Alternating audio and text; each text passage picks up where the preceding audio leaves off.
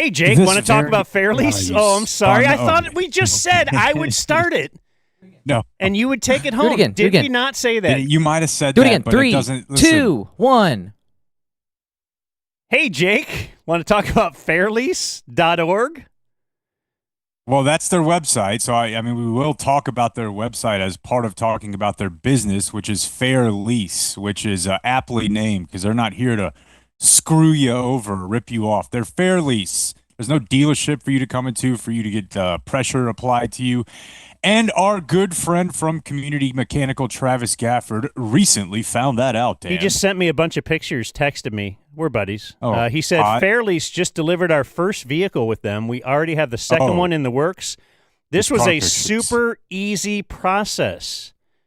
Yeah. And we are excited to grow our fleet with Fairlease, where you could get your own vehicle at fairlease.org.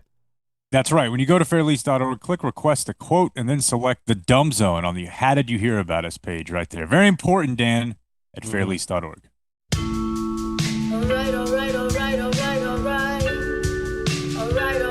See how I just then let you finish? That was so funny, dude. That clip you destroyed. We didn't just do an ad. We did a really funny clip to intro the show, and we're all having fun. That was awesomely funny, you guys. Yeah. Yep. Why is he so demeaning to us? I told you like a month ago that we begin the show with a clip. So when we talk about the spot we just did, it's weird. There's a continuity error. Oh, so you don't want us referring to the spot? Yeah. But it was a funny spot. It was great. Oh, God. I would have thought he'd like us more by now. I'm going to keep trying, though. Hello again, everybody. Hello. What does he say? Hello, folks. Hello, friends. Hello, friends. Hello, friend. I'm Dan McDowell. I'm Jay Kemp. I'm Blake Jones. We have Clayton Kimbrough here. We have Can't play your little Henry. AI intro, can you? So, are you on delay by half a second? Oh, now he's doing let's do it this way. You do 1, 2, and I'll do 3. The answer's yes. 1, 2, 3. It's fine. I think we're slightly delayed. We'll be all right. I don't think we will be all right.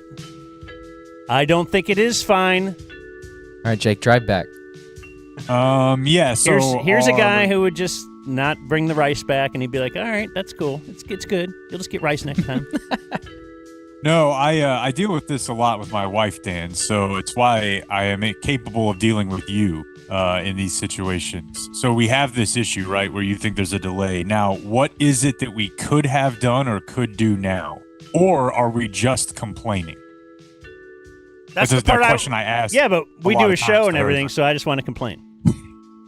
I understand, but he makes a decision to put us in this mess, and we can't complain about it? That's okay. That's a great one. Has she ever used that? It feels like that's default. Yeah, that's page 1 of the playbook for just about everybody, it seems. But anyways, we're here. Blake, are you wearing your gift T-shirt? Same day I chose mine? No, this is from the same guy? This is our good friend, Duke Manyweather. Oh, okay. Very similar. I thought somebody was referring to you as the mastermind behind the whole program. No. I'm merely the executive producer, which means I don't do anything. Except when something is slightly wrong, I complain. EP. Yeah, but you're also Let's wait 10 seconds and Jake will reply. Making no. You're also supposed to be making like a ton of money too, like way more. And so you do have the first part down, but the second, I'm supposed to be funding the TV show being on the air, and I feel like that's happening, right? There you go. That's true. So I just have a couple things. Jake's not here. Jake's in Galveston. Blink twice if you're okay. Jake is in Galveston, Texas, on a vacation. You know what I really wanted was AJ Hawk's background. I found like somebody had done an animation of AJ Hawk's background, and I tried to give it to Clayton to see if I could get his bookshelf, his bookcase, to no avail. But funny. A couple things I was thinking about on the way down here. One, Blake, have you seen, or Dan, these signs for Texit coin. Dude, yes, I've been meaning to bring that up. Yeah. So I saw it the other day, and then I saw it maybe 2 or 3 times on the way down today, and it's just a big billboard. And I don't know what it does to indicate that it's crypto related, but it says something, and it says Texit coin, and there's a ticker up there, presumably with the price of Texit coin going up or down. And, third time you see it, you're like, I'd like to check what is that? And, it's not really complicated, which means it's super complicated, and I don't understand it any differently than I do regular crypto. But it's basically just Texas decided we want our own crypto, and it's marketed as like a token or a coin that represents Texas values. I just get the feeling that this can't be legal, but I don't know. It is legal. But it's just... It is legal. I don't know. People get in trouble for this kind of stuff, I thought. That's changed. Yeah. It's one of those things that's back. Right? Yeah, regulations well, the big man are gone. Big man is making his own yeah. meme coins. So, yeah, these rip-off meme coins are back. Yeah, okay, you're right. But, yeah, it'll show you the price, buy, so sell, I read a little trade. bit about it. It'll show you the price. Like, my question was, like, do they show it when it tanks? Like, is it up there at, like, 0.34 and it's in the red? Like, yeah, of course. It's very weird. Buying opportunity. It's our fault it's falling. Yes, it's putting the anus on us to fix it. It's just crazy that they can put up billboards about it. I know. It says it was created representing Texas's independent spirit and fostering a decentralized digital economy. The normal word salad associated with blockchain currency. But I then asked the robot, like, does anyone else have this? Of course they don't. Let's see. Other states focus on, I guess, just creating environments that cryptocurrencies could be successful. Texas just says no. Much like with our grid, we need our own Bitcoin. So that's where we are and what that is. And the other topic that I had on the way down. Wait, hold on. Last thing. So typically, the bottom of the website has a frequently asked questions part, and it's typically, what is this? Whatever. How does this work? But their first question is, "Are you for real?" And I don't think that's a good barometer for is this legit or not. And it just says, history proves that all empires fall. Texas will need a backing. So maybe we're headed towards a secession, and we're going to have our own Bitcoin. I mean, if we were to talk about it seriously, I mean, economically, of course, Texas, I'm sure there are other, California or something, but I think Texas obviously has the best chance of having its own nation, of being sovereign. So looking into its own currency, I guess, makes sense. But it's just so Texas. It's so Texas. And my other thought, heading down here, I was just going to ask you guys. So later on in the afternoon, you go down to the beach. Saturday, you're at the beach all day. And, typically it's a book reading time. I think that's what most people would do. And they want to make sure they have a physical book, a tactile object, not even the iPad. I don't really do that. I can read on a phone, read on an iPad, but really what you're trying to do is relax down there. And what would really, really put my mind at ease is if I got a bunch of my voice memos organized and a lot of my taxes done. So I'm here to lobby for normalize taking your laptop and a couple notepads down to the beach and just catching up on taxes and invoices as a form of relaxation and nobody bitching about it. Because it would relax if that's you. Your time. What if that's what you want to do with it? Yeah, it would relax you to know that I don't have this tax thing looming over me that I've been just ignoring. Yeah. I think that's a good idea. You get it. And that's the thing, is that and people will look at you like you're crazy. You're like, oh, yeah, you're dragging your work down there. But yeah, you get it. That's you're allowed to happy. sit and open a book, and that's your thing. But yes, if your thing is online, you want to fire up, Pornhub or something on the beach, go ahead. You want to finish a 30 for 30 on the beach? Go for it. I would be concerned Yeah, with absolutely. sand Like, in your... if you're thinking to yourself Celtic stock, yeah, the sand issue could be especially if you're combining sand with the hub. Like your computer's probably not coming back from that. I couldn't finish the Celtic stock. It pains me because like Jason Tatum's face is on the, what do you call it, the thumbnail or something. And I'm trying to figure out a way on the HBO or the Max app. They're gonna have to change that name again. And I'm probably gonna have to change my login again and all that. But I'm trying to figure out a way to make it off my recently watched. And I couldn't figure it out, so I just started watching like 10 things that I don't really want to see. Love it. But just so that I can have that when my page opens up and I don't have to look at Jason Tatum. So that's my story about that. Yeah, I'm asking it right now if there's a way to do that, because you have to figure that there's somebody, some son or husband or somebody has tried to figure this out before, right?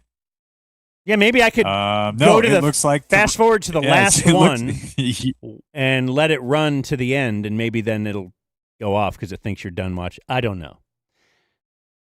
It looks like the robot says Dan's way is the right way. Sorry about this delay. I'm going to get better as the show goes on at figuring this out. Now you talk now. Okay. No. I don't want to be remiss, but I am remiss. I would be remiss if we don't promote the Dumb Zone generic summer event at many opportunities, especially at the beginning of the program. This is brought to us by Qualis Roofing.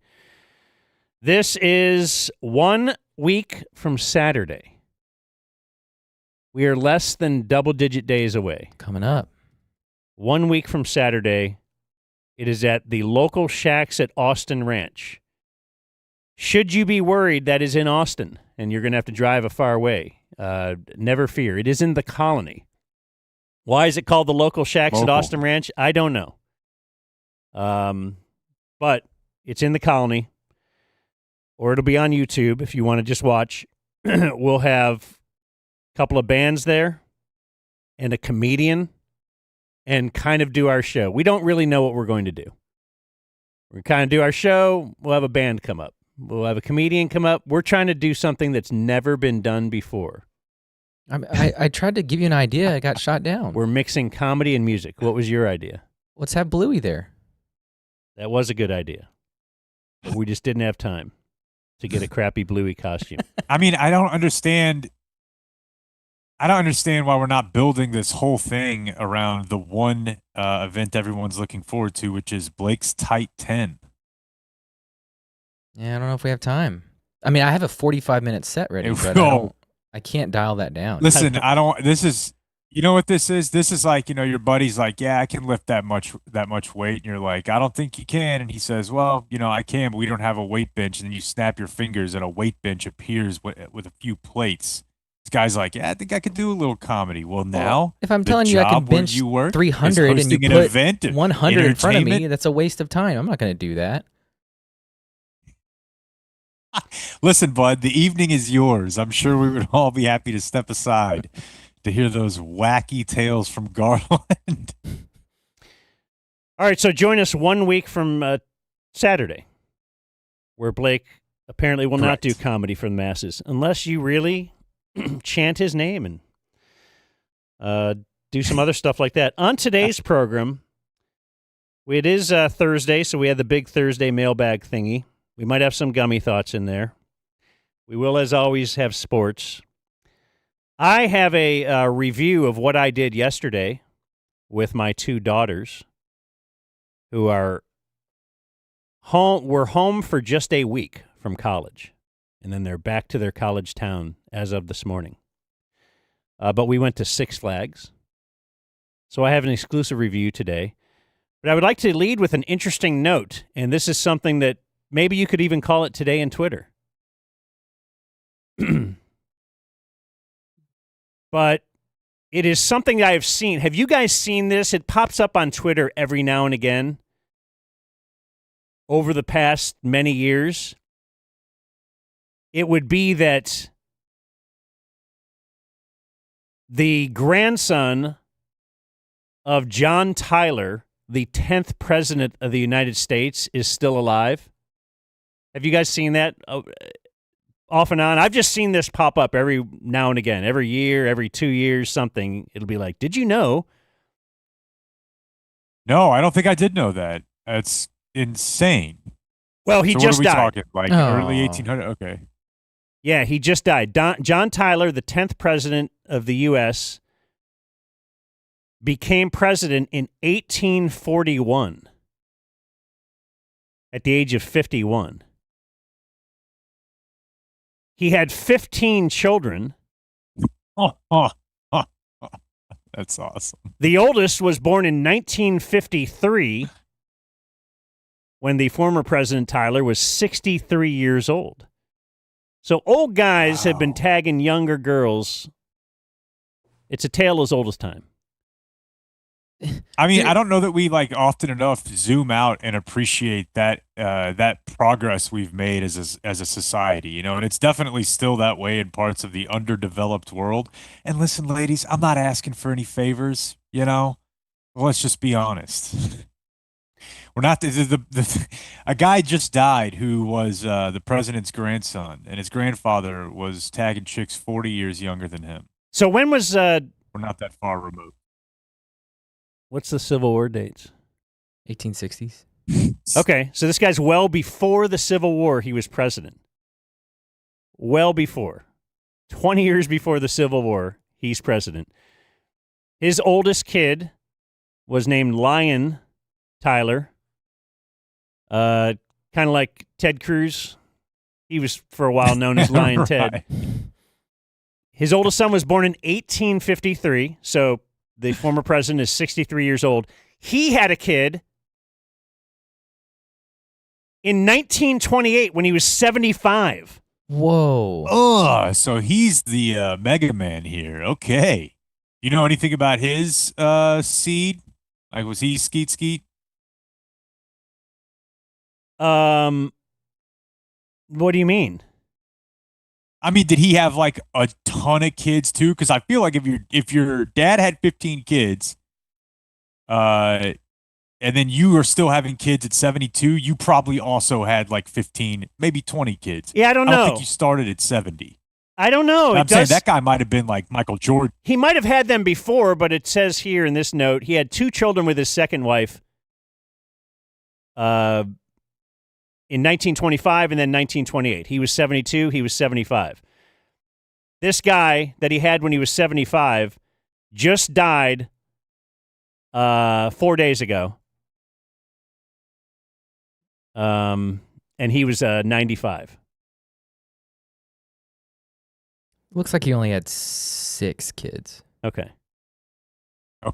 So anyway, then this interesting Wow. note will not pop Yeah, up that's, again, but John Tyler had a grandson, like just a grandson, not a great-grandson, not a great-great-great-great-grandson that was born or that was alive last week. You know, the problem with having 15 Yeah, kids I don't know. Your wife is pregnant a lot. Unless you're into that. Some dudes are. Unless you're into that. Yeah. Dude, I used to think about that and get so grossed out because my grandmother had like I think 8 or 9 kids, and it was over 20, 22 years. I'm like, how did that work? You're just pregnant for 2 decades, and at some point, I mean, what percentage of time when my grandfather was having sex with my grandmother was she pregnant over those 2 decades? It's got to be like 30%. It's disgusting. 30? Well, they say pregnant ladies are horny. They do say that. And what do you say? What do you know about that, Blake? We've done this. Yeah, I can confirm. Okay, well, that was back then. I didn't know if it's still the same for the second kid, because if people don't know and you don't just follow his wife on Instagram, Blake's wife is pregnant. He didn't tell us. You found out. I did find out, because Jake found out. And then Jake seems perturbed to this day that you didn't tell your 2 friends. But I like knowing where we're at in our relationship, that you don't consider us friends. That's very fine. upfront and honest. Yeah. By the way, just a little bit more presidential progeny info. John Tyler tied perhaps with William Henry Harrison. He has 10 confirmed, 6 alleged. Okay. So he's Yeah, that's the rest of these that have high numbers are all like mostly confirmed. But yeah, just six president kids out there. That's awesome. Makes Trump look tame.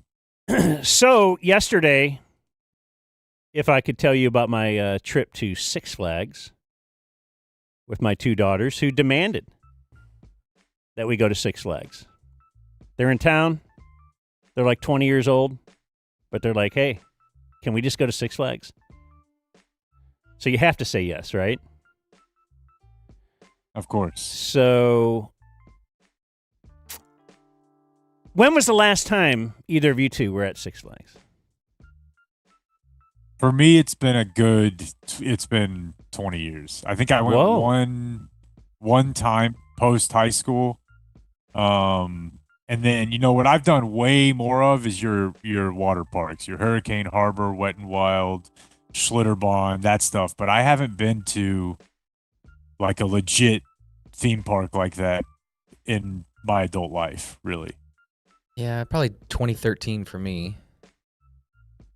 Your kids are still a little too small to throw that giant hunk of money. They think the Grapevine Fair is like, why go somewhere bigger than the Grapevine Fair? They're like, this is great. Yeah. Yeah, and that's what I was telling you guys. The Peppa Pig place is sick because they're all like mid-sized roller coasters. You know what I mean? Like, it's not like, hey, you might be tall enough to ride this kid or this adult coaster.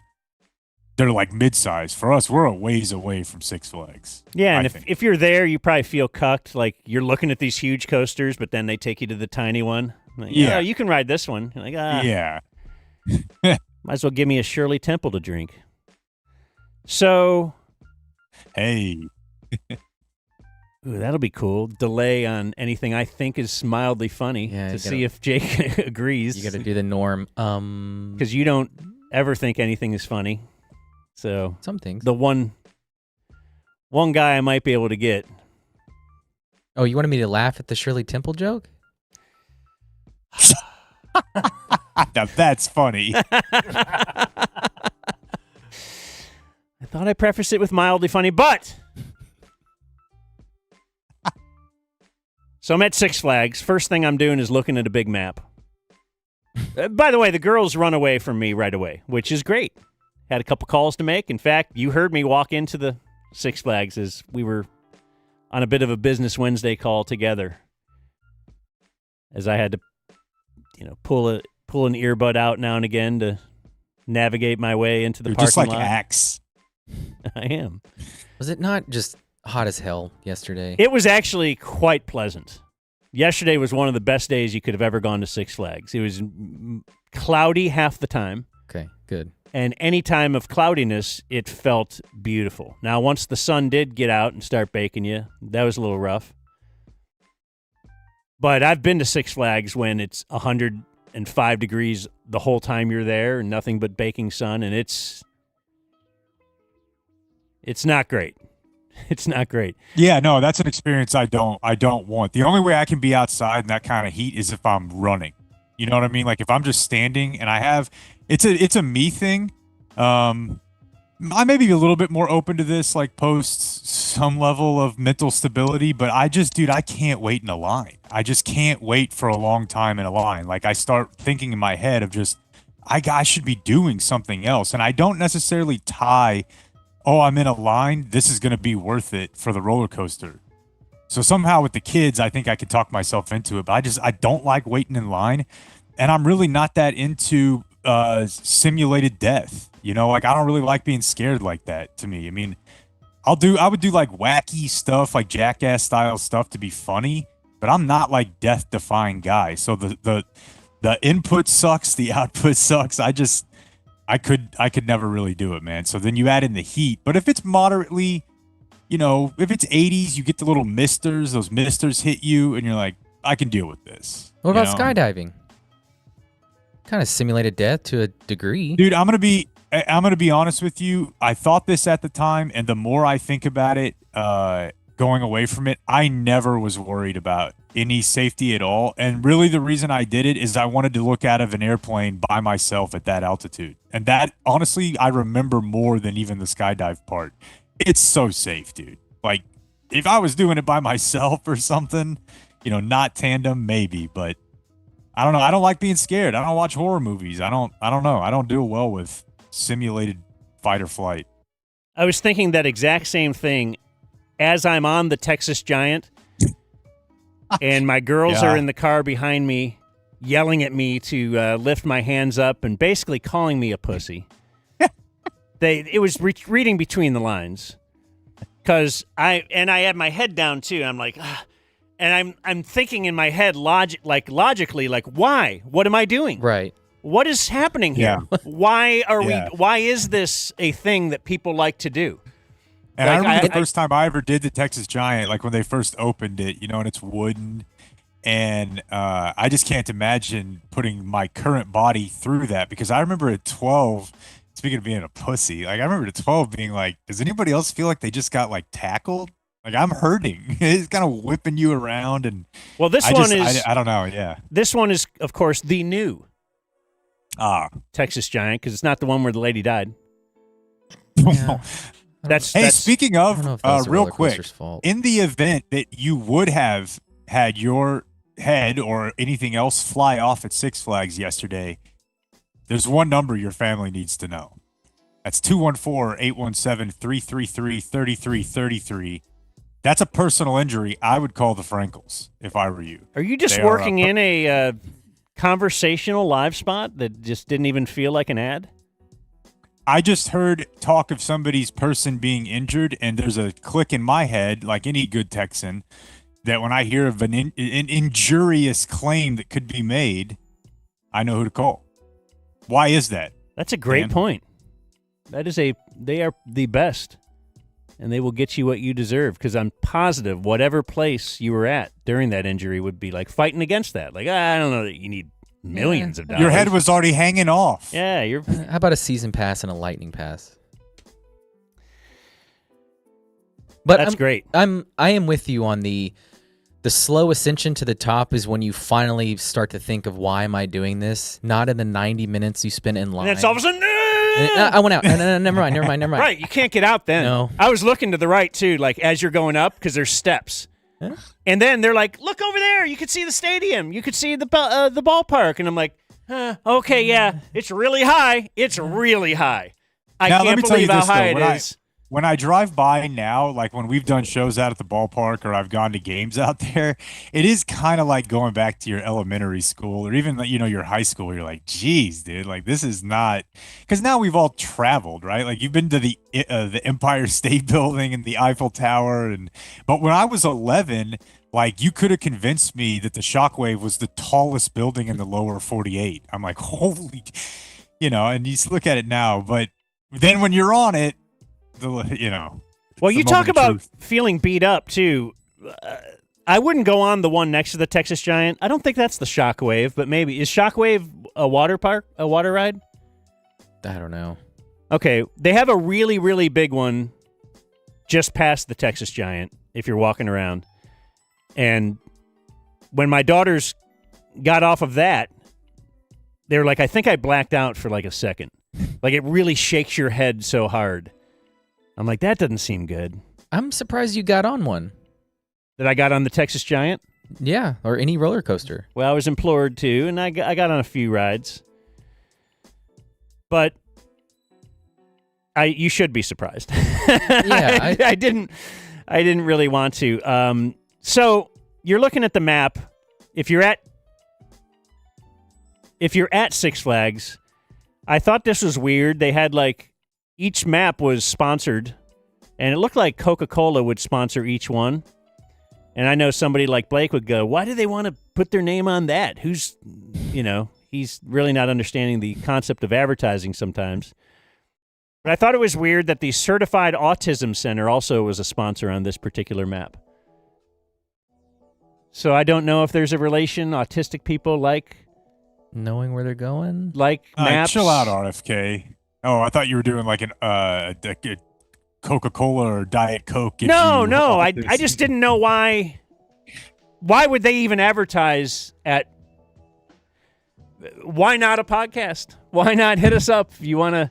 Hey, we have a countdown clock. You could you could sponsor before the show a certified autism center.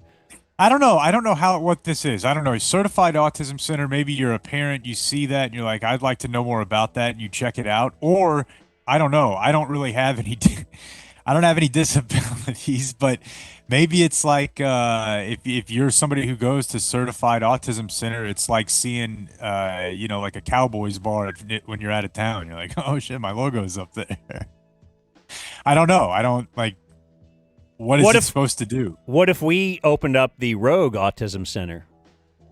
And black site, not certified. No, this is holistic autism center. We'll heal you with these crystals. Yeah.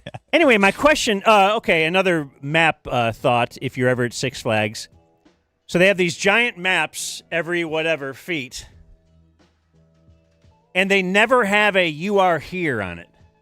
Oh, man. I've noticed that in a couple places recently. Every map, I'm like, okay, so there's the Superman ride. Where's the Superman ride? And, okay, it's there to there. And where am I on this map? Well, I don't see that water. I think it says I should be next to water. Like, it really threw me for a loop. And then they also don't have like a QR code where you can just download the map, so I could walk around and do that. I guess you got to go get a physical map, but I don't know. The point is, I'm ripping their map system. My question about Six Flags overall, is Six Flags doing okay? And I'm going to need you to go back, Jake, if you haven't been there in 20 years. And will little Jake have a better memory, or does little Dan have a better memory? Because I would go to Six Flags every summer, visiting Uncle Gary for sure. But I seem to remember it being lines are like 2 hours long. Everything is packed. Nothing is closed. But maybe I just didn't notice it when I was a kid. Because now you're walking by, they have like the superhero area of Six Flags. They have that, they have Texas, they have France, but then they also have like the whatever it is. I'm not sure if it's Marvel or what that bit is, but they have a place where you could see, you got a Superman ride and a Batman ride, but the Hall of Justice was closed. Yeah, but that's DC. I might have wanted to go to the Hall of Justice. Half of the Old West town is closed. Oh, no. Which really did help me, because after I was there for a few hours and I'm baking in the sun, I started looking for air-conditioned places. And so one of the things on the map that I did find was like the saloon or whatever. So, I'll go to the saloon and just sit in there. Maybe this should have portended things to come, but being able to go in there and just sit down in the Old West saloon at like 12 years old, and you're like, yep, this is literally what I want for my whole life. I never want to leave this building, this vibe. This is where I belong, right here. Well, So real quick, I know there's the delay, but the closures, like, are these none of them? Does it indicate that it's technically related, like it's a malfunction, or is it just like, I don't know, demand is low? Like, what do we think? I personally was thinking demand was low, but I do not know. Some of the things were like, closed down because they were working on it. In fact, I took a picture of one of it, said, I didn't know if we wanted to use this as a slogan for us, but they would have a sign up and it says, "We're building excitement for 2026. Hell yeah. And that can be our thing. We're building excitement for 2026. But is Six Flags doing okay? Because the Old West... when I went into the saloon, though, that was closed. However, the swinging saloon door let me in. So it's all dark. There's just a couple of little lights on. There's couches. Oh. And I just holed up there for about a half hour and laid down on a couch. Wow. Looking at my phone, playing on the phone. Strong move. Air conditioning. Yeah. Nobody knew I was in there. Great. Nobody was working in there. Like, nobody came in or out the whole time. I just happened upon this place that was closed and air conditioned, and it was awesome. The Catwoman ride was closed. Several smaller gift shops were closed. They have the small gift shops around. Drink refill stations closed. The arcades You get your money back. dead. Like, no one was ever in one of the arcades, where you got the big claw that picks up the big stuffed animal. In fact, yeah, it's just all the Midway Fair games, just kind of spare versions of those. Literally 0 people playing any Midway Fair game. Because the shoot a basket game, knock the blocks down with the softball or something, pop the balloon with the thing, the ping pong ball in a fishbowl, picking up a duck and seeing what's on the bottom.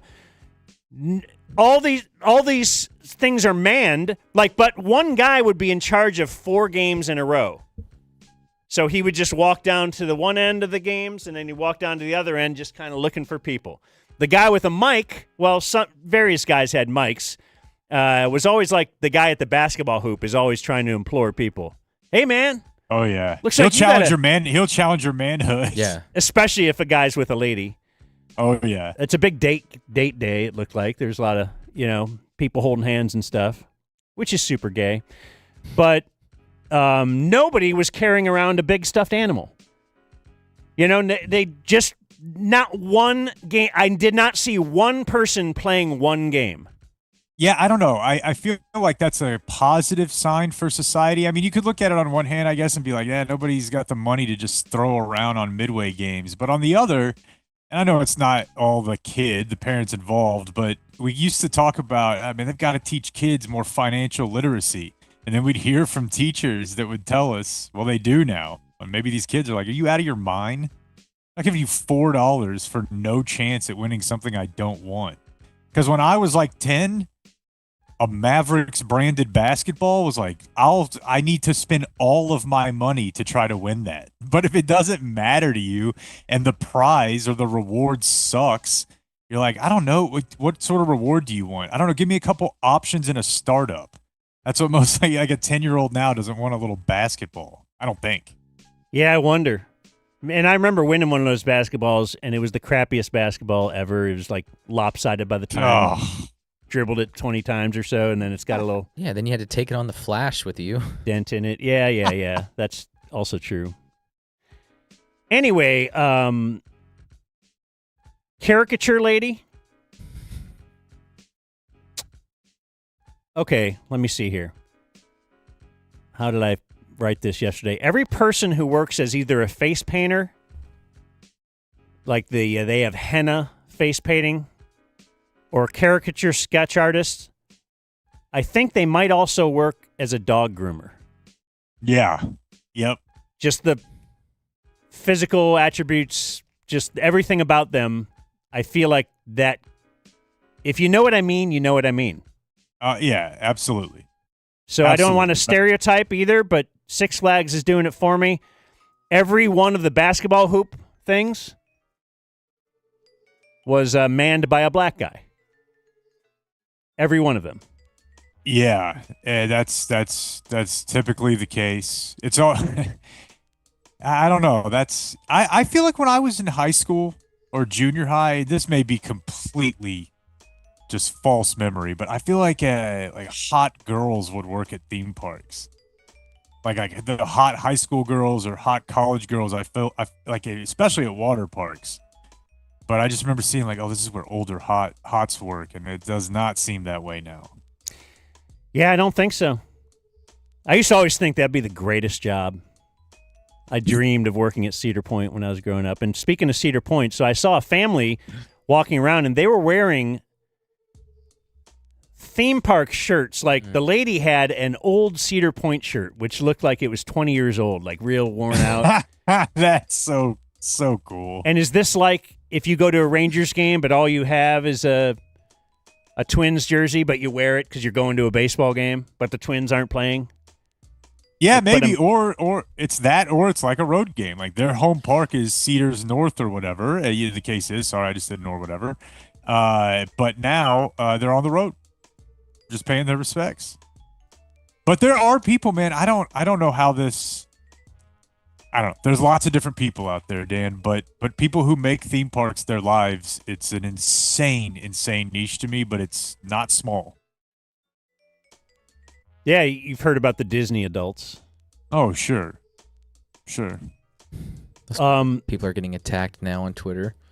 When you do go on the Texas Giant, I saw some people upset that they couldn't do this because you go see your face. Keep their head. They take the picture of you. Yeah. Oh. And so me, I'm like this, almost crying, and my kids are they're all they can't believe it. It's the greatest second of their life, and they know where the camera is because they've already ridden it a few times, and so they're trying to make certain faces, and I'm just trying logically going through my mind. Why would I put myself through this? I shouldn't do this. But you can't take a picture of it. People are trying to take a picture with their phone of the picture so that they don't have to buy the picture. Yeah. And they put they make it really hard for it's not just a tiny watermark. You can barely see that it's you. It's funny. But if you want that, you can pay for it. Did you get a pink thing? What's that? They still doing that? Pink thing. It sounds familiar. It was like a frozen treat that you could only get there. It was very popular. I'm surprised I'm not hearing from Clayton right now. I used to think dipping dots were only at amusement parks. Yeah, and for a long time they actually were. Then they expanded into malls. And now, you can just get them. I saw a guy get some with a beer the other day in the morning. I was like, fuck yeah, dude. I missed that. Caricature will cost you $26.99. No. Damn, son. No. Tariffs. And then I said, she was trying to pitch it to me, and I said, do you guys take tips? And she goes, well, we're not supposed to. But that's why they make it $27. So you give them $3. Well, who's carrying around money, though? I don't know. I like to see even charges on my credit card. Although, speaking of carrying around money and I saw the first one in the wild. Now I'm just thinking about it. But I saw someone at the machine buying a water with a Venmo credit card. Yeah. A lot of response on that. Yeah. Didn't know if we should wait until viewer mail today or not, but we may have this guy living like the kid in Blank Check by Monday. Well, we'll tease ahead. Oh, no. Is he going to bankrupt me? No, people are just like, where do I send some money? Let's give this guy a great weekend. Summer's just kicking in. What do you want? Also, speaking of buying, so now you got to buy your water. Well, you could go up to a thing, which I did after this. But I bought a water at a vending machine, and it took my money off the credit card. Use the phone, and it vibrated and all that. And I checked my bank account. And yes, the $5.99 was charged for that water, but it would not come out of the vending machine. Now what do? I'm as far away from the front as you could be. So I took a picture of the vending machine and where it is. And then I never followed up on it. I just ate the $5.99, and I just thought, okay, next time I buy a water, I have to see the water and a person has to hand me the water. So I go over to one of those little counters, and there's a guy handing me a water, and he turns the thing around because I gave him the credit card. He scanned it, turns the thing around so that I could input the tip as he looks at me. Yeah. I'm like, you just handed me a water, bro. But he also really distinctly explained the difference between Smart Water and Dasani, so I was like, okay, the lowest one. A little bit of a sommelier. Yeah, so I looked at the lowest one is 15. Yeah.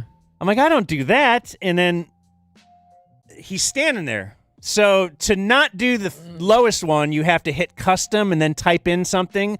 And really, what's the we're talking a mere 5 or 6 cents. I don't know what is the difference between 15% on a $5.99 bottle of water.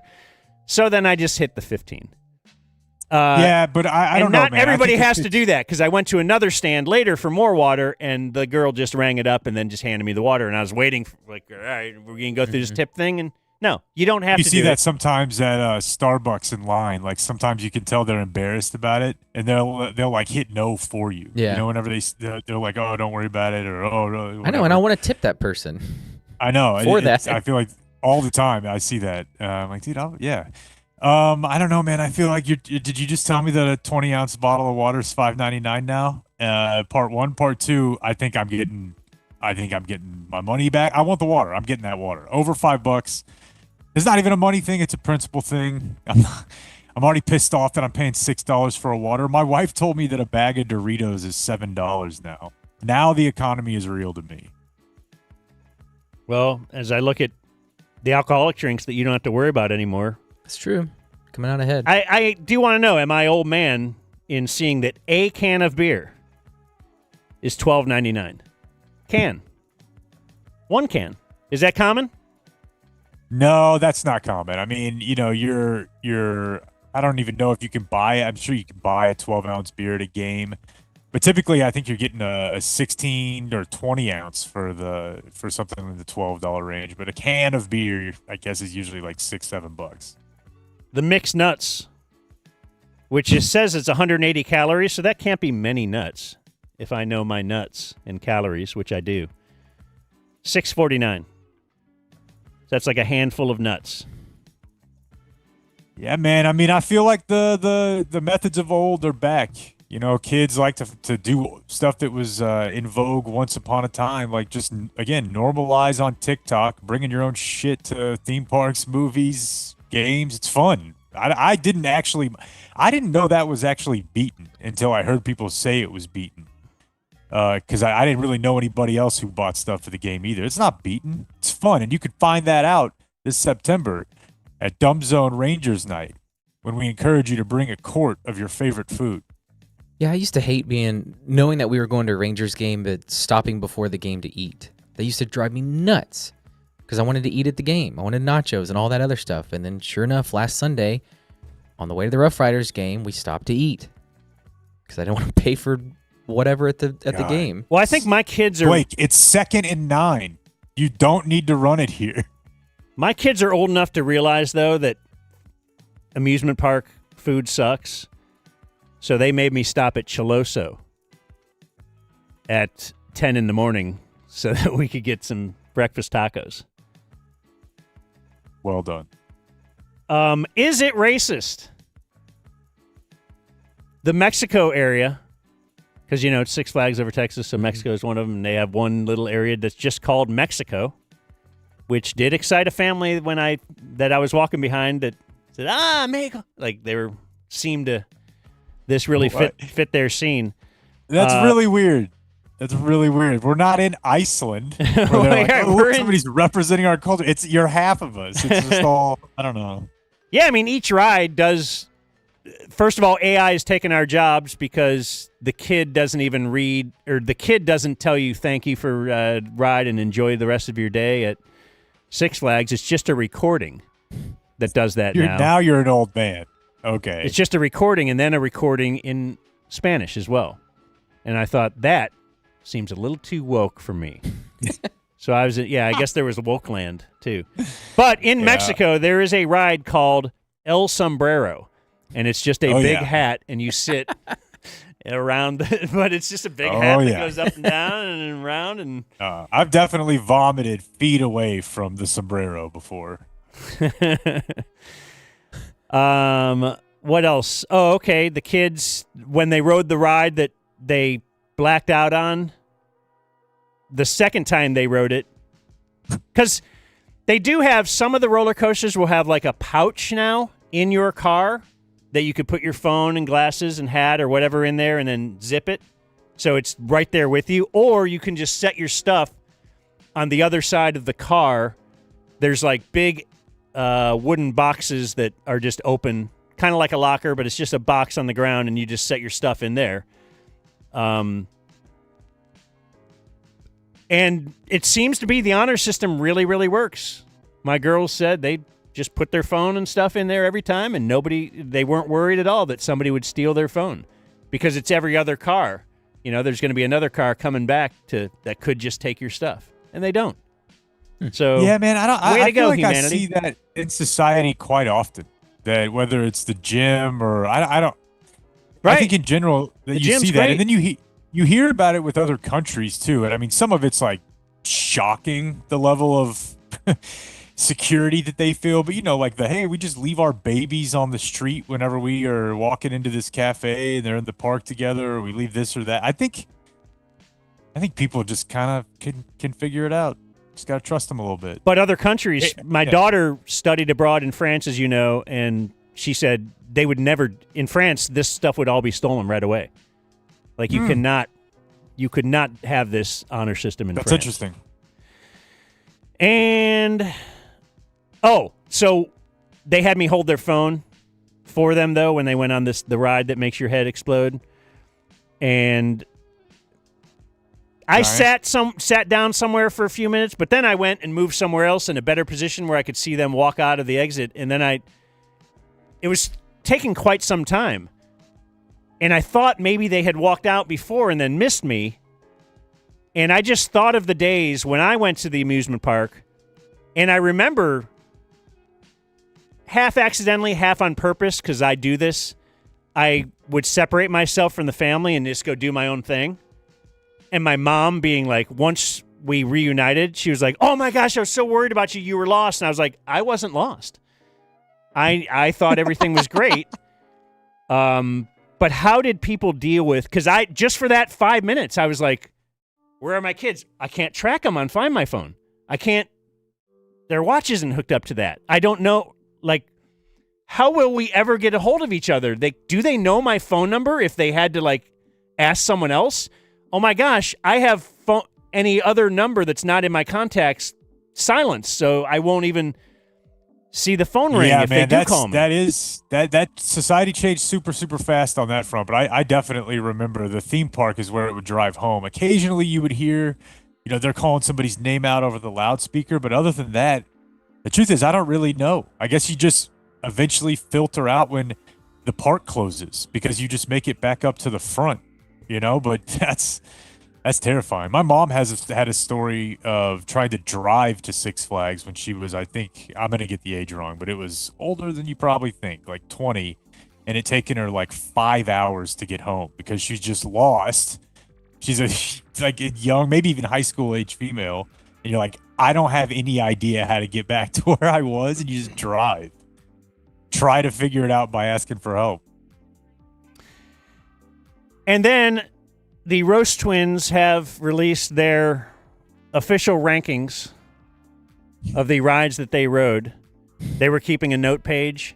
Okay. And then they would discuss after they got off a ride, is that better than Aquaman, or is that, where's it ranked to the Texas Giant? And then they would decide where to put it in their rankings.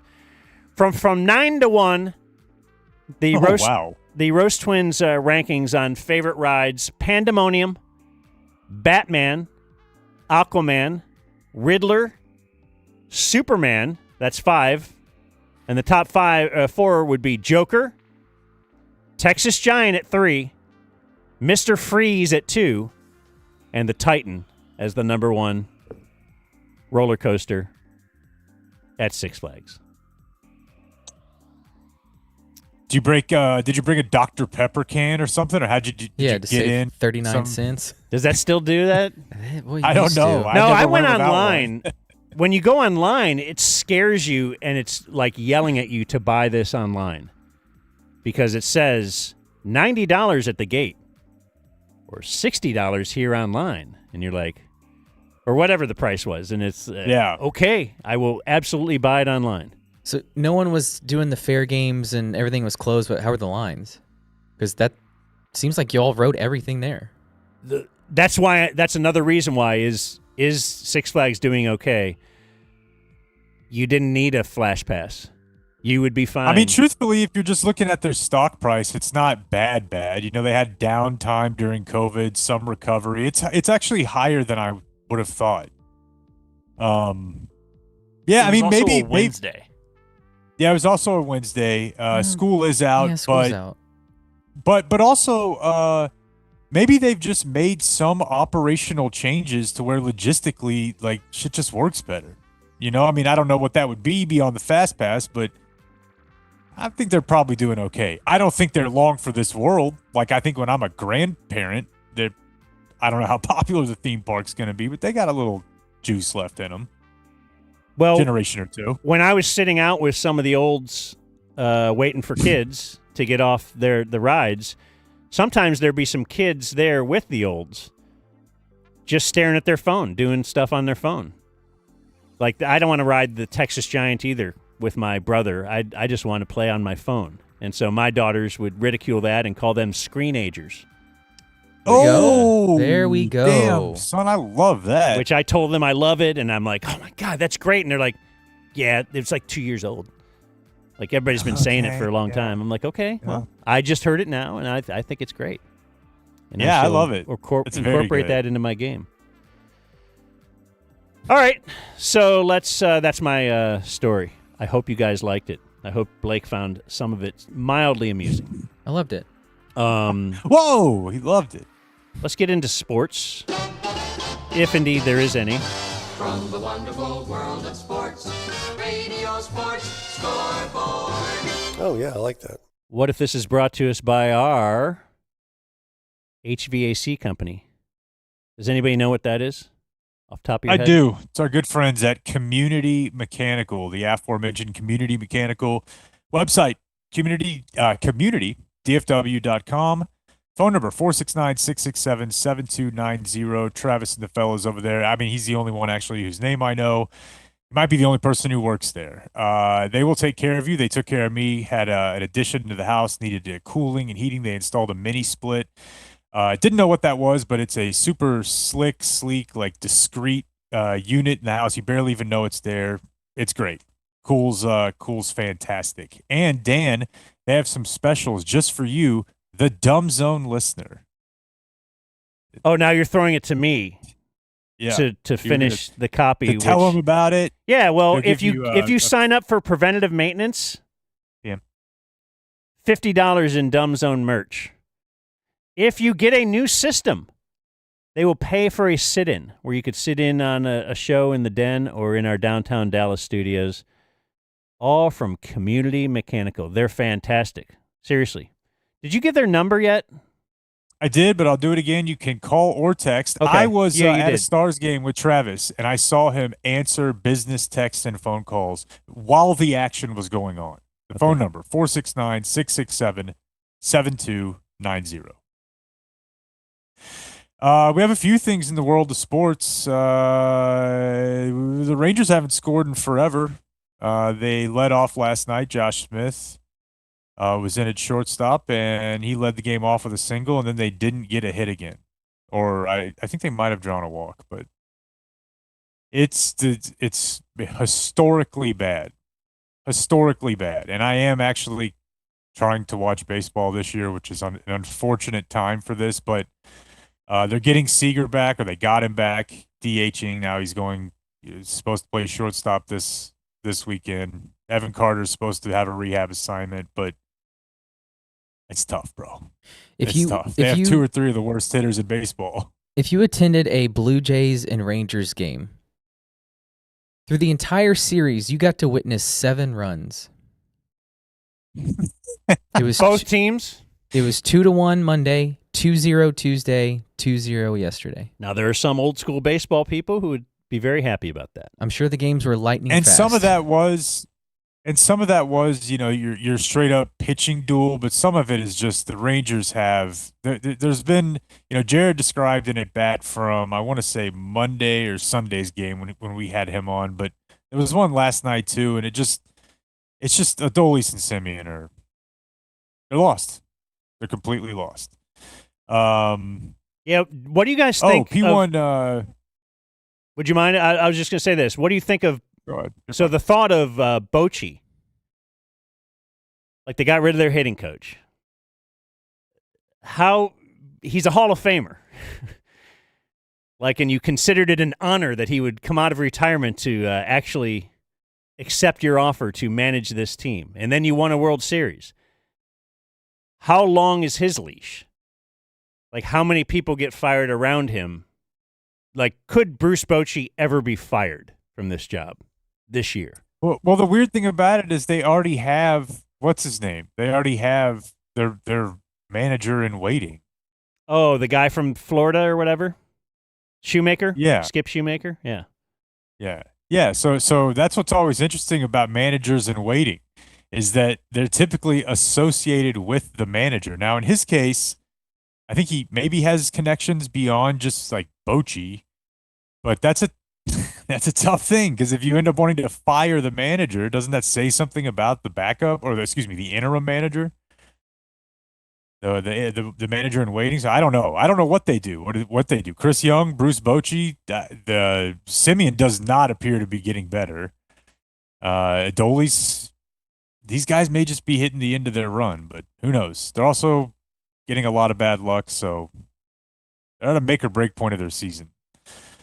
I had a couple notes from who is our resident statistician, meaning he knows some math, and he sent me this about the odds in the playoffs in the NBA and the NHL. NBA teams come back from down 3-1 3.5% of the time.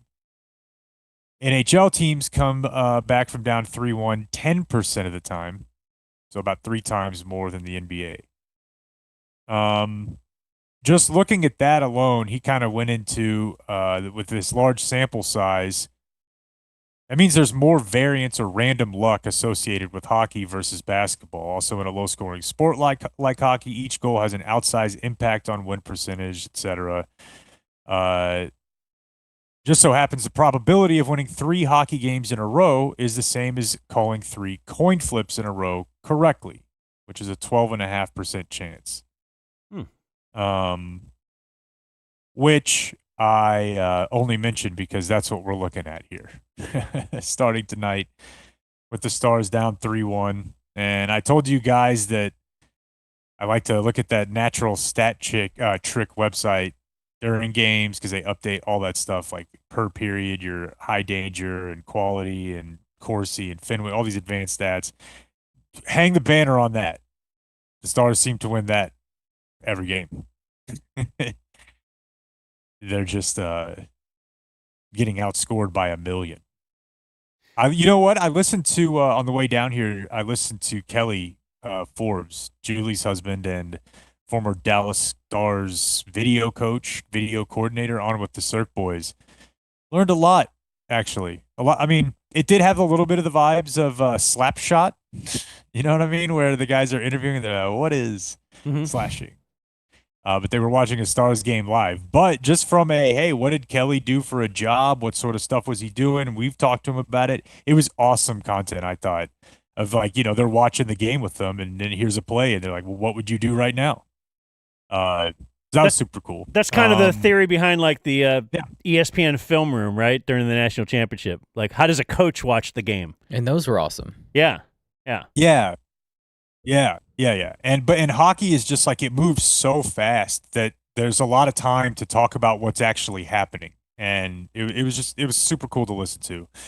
And the only other sports stuff, I guess I have a couple sports things here. Where are you on the NBA, Dan, and this small market catastrophe? What, the fact that we might have an Indiana versus Oklahoma City? Yeah, does this bore you?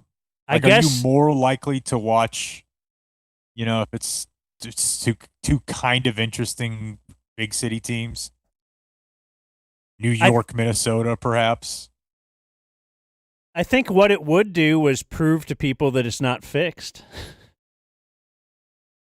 Okay, well, I'm going to go the 5th level brain genius and say, once you've accepted or decided that something can be, rigged like the lottery, why wouldn't they then just continue to have to rig everything else? So I'm saying, just like like they had to get flagged to Dallas, and everybody's like, this is rigged, we got to throw them a red herring.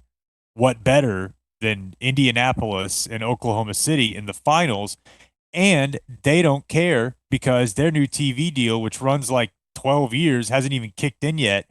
If there's ever a year where they can just throw 2 small market teams into the finals to throw you off the scent, it's this year. I love it. Yeah. These ratings don't matter to Adam Silver at all. It's the biggest deal that you could have possibly imagined, the biggest deal, and it starts like next year. Right. And as long as they have somewhat good ratings at the end of this contract, they'll get another huge contract for TV rights. Yeah, I'm not worried about that right now anyways. But yeah, so that's That's a fun one. And just the fact that Rick is back, man. I love it. I know we hated him for a period of time, and he's a frustrating ex, but I'm rooting for Rick, man, big time. For sure. He'll always be in our hearts, correct? Yeah, I think so, man. Yeah, I think so. And I will certainly, if indeed they get to the finals, and your previous stats from N or Nick, I'll call him Nick, feels better, kind of, unless his last name is that of a former shooting guard. Where was I going with this? Oh, it'll be easy for me to root for the Pacers because I hate Oklahoma City, man. I don't know why. I don't like it. I don't like tanking. I don't like SGA. I view him as him versus Luka, and people trying to tell me, and he's winning an MVP, and Luka should have won the MVP last year, I think. Yeah. I think Jokic should have won it this year. I thought his numbers were outstanding, like incredibly outstanding. So I don't like him at all, and I want them to fail. Yeah, they're just they're not like a hateable team in some sort of an 80s Pistons or even like a flashy Showtime Lakers. They're just super dorky. And maybe some people that makes it appealing to them, but I look at them and I'm just like, I don't like when these swagless MFers, like say what you will about Kobe Bryant. I wasn't the biggest fan, but when he won, I'm like, well, it feels like that guy should be winning NBA titles. Just look at like the way he's playing. Watch his aura. The Thunder is just like, God, the dorks won. I hate that. That's what it feels like to me. The fans are the dork fan. Like, the SGA's game is not appealing to me. So, did you have a baseball thing? Yeah, I wanted to show you a video because we talked about this with Jared Sandler about how the A's are kind of in a holdover until their Vegas stadium gets built. They're playing at a minor league stadium. And in fact, Jared kind of said Corey Seager was not able to go warm up in between innings because their locker room was in the outfield. And maybe that's what led to some of his hamstring tightness. Who knows? So the players can't go in the locker room between innings. And when a manager gets ejected, he's got to make a long, slow walk out to the outfield. Oh, really? He's got to walk across the whole field? Yeah, and so this happened in the A's game, I don't know, about a week ago, and it's pretty funny because typically the manager goes, kicks dirt, and fire it whenever you're ready, Clayton. The manager goes, kicks dirt, and then he goes back into the dugout, and then you never see him again. But here he gets tossed, and then you just see him walking down the left field line as his fans are applauding him, and he's got to make the 300-foot walk to the outfield. Well, at least that's the A's manager, so that's theoretically their team. Yeah. But if, either way, if it was great. the other manager, though, you'd be throwing stuff at him and jeering him. But let's normalize this. Let's give him a walk out. Applaud or even Jake is talking yet. Yeah, my bad. No I think it's watching him walk like that. That's the distance and the amount of time where you're like thinking, I should start jogging. Yeah, I've been walking for too long. When do I go? Yeah, that's a super long time to just walk in front of people. At some point, I'd kind of shift into the shuffle. And it's not a cool walk because you're mad. And so you're just walking real tense and you're kind of stomping a little bit. But I thought that was great. What about the bullpen golf cart, baseball hat or something has to come out and get you? Sure. And then you guys can put a sponsor on it. But it's made up like a silent movie, like the police paddy wagon, and it's got a little thing on it, and they put you in there, and it's like a little cage, and you have to sit in the cage as they drive you off because you've been thrown out. Hey, speaking of these bits, I mentioned to you guys when we were talking Savannah Bananas the other day that TC and our buddy Parker put together a tryout video for a Savannah Bananas prospect, and he is going to camp. He was accepted and is going to do the show to tell us about his experience along the way if you guys want. He's going to be on like their version of the Generals or whoever they play. Oh, really? You know? Okay, Yeah. that's how you get your first taste into it? Yeah, I guess. And Parker told me like this kid is a prospect. Like not he's huge prospect, but like he's still, could potentially chase a big league career, but this is lucrative. He's got bits, like he plays the saxophone and stuff like that. So he's like, That'll help hey, you. this is my thing. That's awesome. So, excited about that. Couple of NFL things I had. We'll start with the video, Clayton. You guys may recall that Stephon Diggs, brother of Cowboys' very own Trayvon Diggs, he recently signed a contract with who, Blake? The Vrabel and the Patriots. That's right.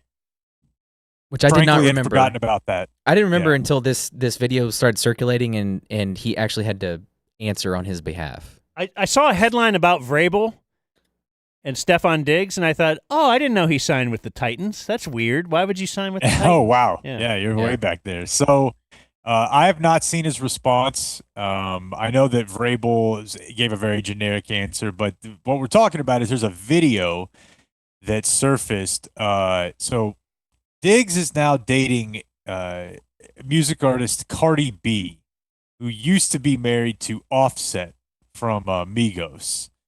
And I think she's in this video. She's not in this video, but she is on the boat where this video is taking place. There's other videos where his girlfriend, Cardi B, is dancing with the women you see. But what you see in the video is Diggs, you can play it, on a boat, partying. 3 women are talking to him. And he's kind of looking like he's laying down some ground rules here. They're in bathing suits. He's got chains on. And at some point, he just produces from his waist a pink baggie of what appears to be some sort of powdery substance. And the women take it. Really happy to hear that Ja Rule is still going. Just still the prime boat. I love it, baby. So I don't know. It doesn't look good, but it also doesn't seem like it was surreptitiously or secretly recorded. The camera's right in his face. No one's trying to hide it. He flips the bag out like he's Well, you could be. It looks like you're texting on your phone or something while you're recording. Maybe, but it's also 4 people staring at it. So I guess if they were all deceived, maybe you should. I would think being an NFL superstar who makes $20 million a year, I feel like you're thinking about that guy's doing the old text while he takes a video of me with controlled substances trick. Gotcha. Like, aren't you a little more? Has he not seen Ballers? A little more scrupulous than that, I would think. I don't know.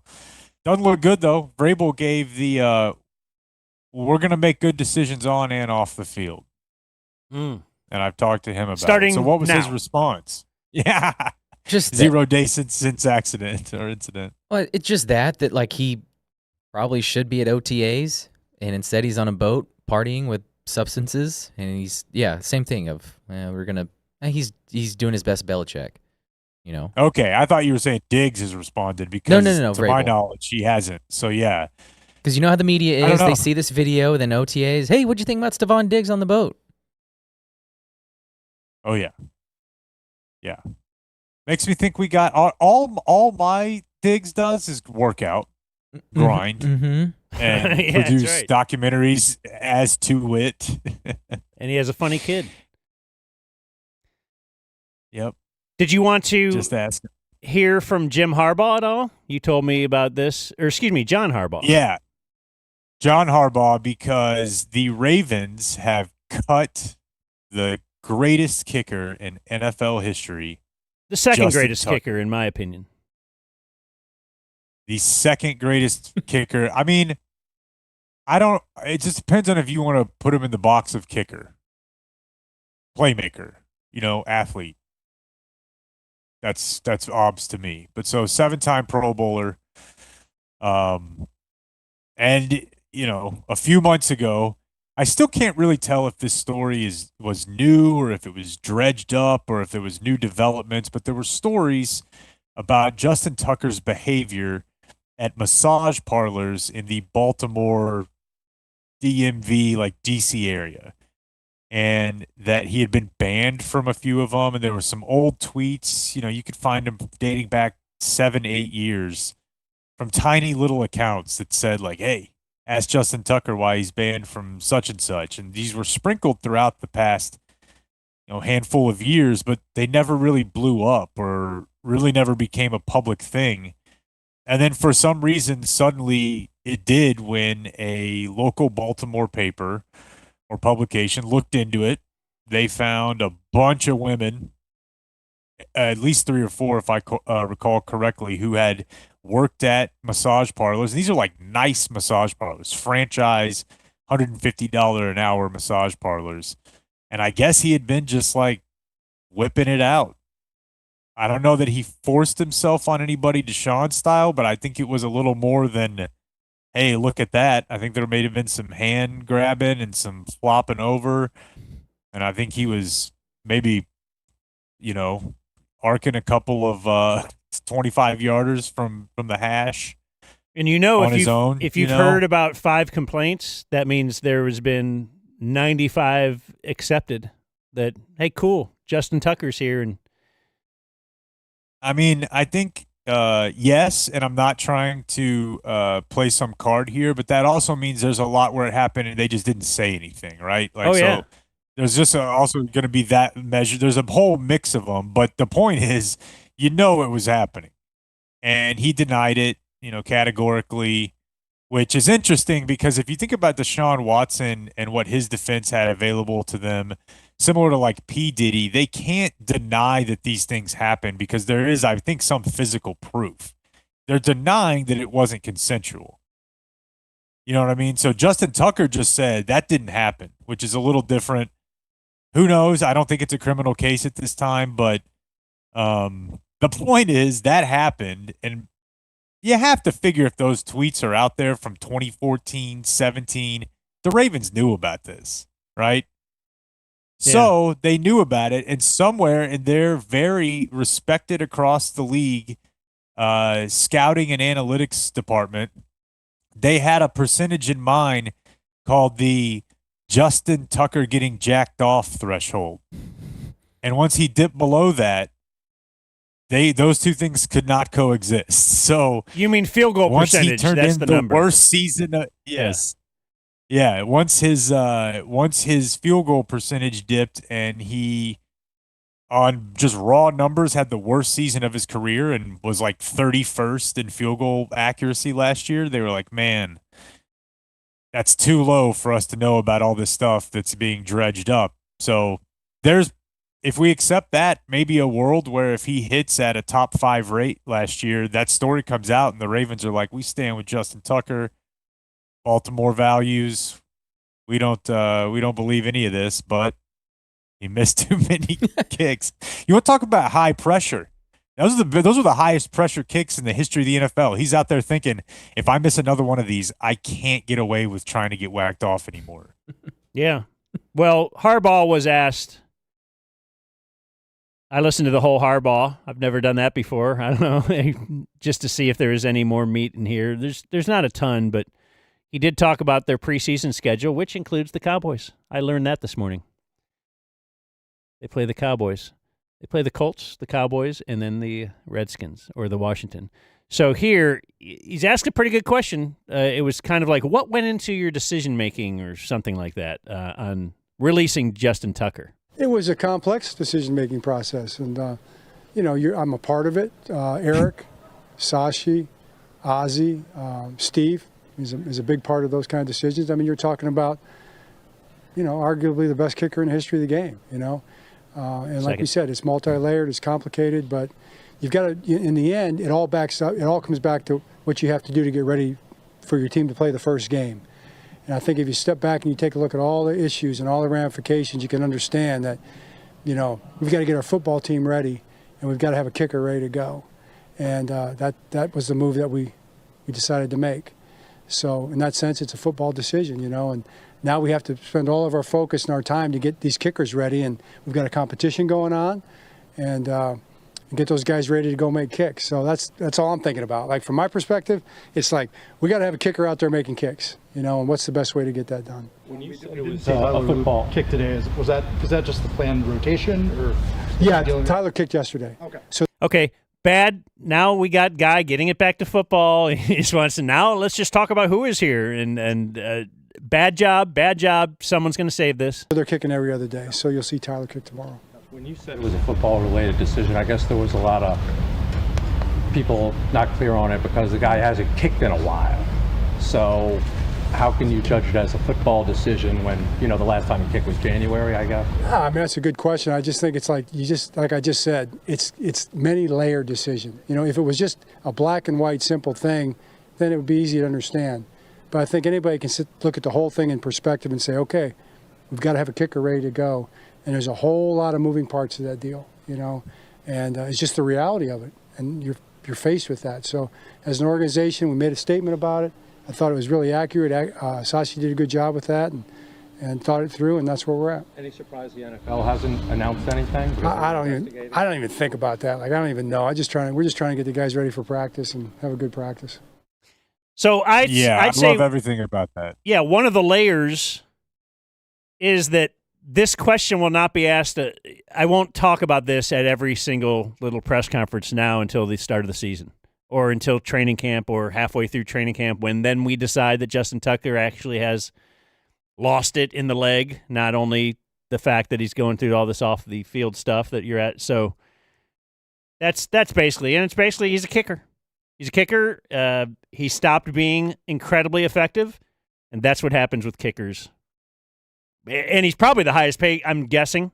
He must be the highest paid kicker in the league, so I'm sure that's one of the layers as well. He's the highest paid kicker, being the best kicker in the league. He's not the best kicker in the league anymore. Plus, he's doing this other stuff. Then he's below the line that Jake has deemed the, worth hiding the, jerking off Justin Tucker line. So. Yeah, no, it's a weird case. Yeah, indeed. It's a weird case because I don't know how this is going to be treated historically. I don't really care, but he is also maybe the greatest kicker of all time. So obviously a Hall of Famer, made some of the biggest kicks, just a legend.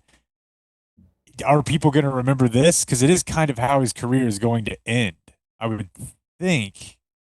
Well, I mean, what's Joe Biden? What are you going to remember about Joe Biden? That debate. Yeah, I mean, right now, but, probably in the end you won't, unless this blows up huge and he loses lawsuit after lawsuit or something, you're probably just going to remember that he had a really good percentage. Yeah, and you're probably so. Maybe it's not even, rape. Maybe Hall of Famer, Maybe. Well, I mean, are there no kickers in the Hall of Fame? That may be a good Dan project one day. There's like one or two. There's like Jan Stenerud or somebody. That's right. Yeah. There's 4. 4? Mm-hmm. Groza. Well, it was one of them. Lou though. Groza was a tackle, though, but he did have a great kicking percentage. I'd like you to look that up at some point. 54. George Blanda. Okay. And Morton Anderson. And Stenerud? Yeah. Okay. Well, there you go. There's the project. We just did the project. Hell yeah. We should sell that. Let's do this. Oh, yeah. Oh, wow. What? Do you want to break? Almost the exact time when we normally break before we do the... Lou Groza only made 55% of his kicks. I told you, dude. He made they couldn't believe that back then. They're like, oh my, he's making more than 50% of his kicks. Let's do a little viewer mail, or we could call it the Thursday viewer mail follow-up extravaganza inclement fossil thing. Brought to us by Ownwell. So let me look at. I got some new Ownwell copy points because I got it's not really new Ownwell copy points. It's every day. They're great as usual. But I got it. Yes, I got an email, and I put it in our copy, where just this morning, JR emails, "Hey, Brubs, I'd like to support you guys and use your advertisers. I was skeptical, but I decided to give Ownwell a shot. No risk, right? Last year, I filed my own protest, my 2024 protest. I reduced my home value by $3,000. He goes, I just heard from Ownwell. They reduced my 2025 value by $32,238. My bill to Ownwell was $160. They are 100% legit. Thank you, DumbZone. Thank you, Ownwell.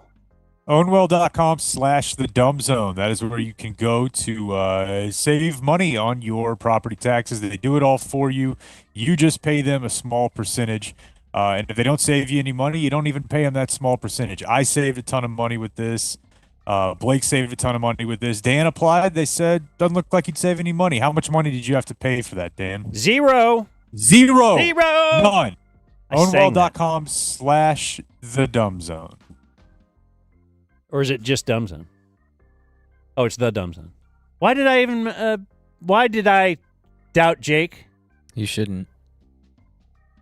I'll never do it again, Jake. I'm sorry. Okay.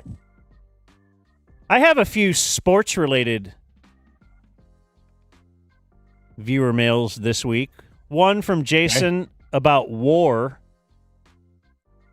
The hotly contested Frank Thomas versus Jeff Bagwell war debate, where Jeff Bagwell in 4 fewer seasons has, I think, he's beating Frank Thomas in war. They're both Hall of Famers. He's got like an 80. Frank Thomas has like a 75. Bagwell has a lot more stolen bases. We were thinking it was that. Jason wants to point out we're not looking at defense, where Frank Thomas played a lot of DH as well. And Jeff Bagwell played the hot corner. What they call third base. Yeah, I stand corrected. I've looked at that before. Like, if you look at Beltre's wars, they're insane. When he was young, and he was super young, his defense was crazy valuable. Or so say the nerds. He went on to try to defend the current New York Giants front office and head coach, saying, as a Giants fan who threw his remote at the TV when they picked Daniel Jones number 6 overall, I have this perspective. He was picked by the prior GM, another in the long line of bad decisions by Dave Gettleman, who single-handedly set the franchise back a decade. New GM and coach come in. They don't exercise that 5th-year option, but then he goes on to have his best year by far, and so they gave him that big contract. Rumors would indicate Jones re-signing was something that ownership wanted and pushed through. And I guess now I'm off of the email, so thank you, Jason. I would tend to believe those rumors, kind of like I believe the reason that Andrew Berry, the GM of the Browns, is still employed. And that's why I believe the owner pushed through the Deshaun Watson trade. And that's why he keeps the GM like, hey, that wasn't really your deal. That was my deal. I messed that up, so I'm not going to fire you.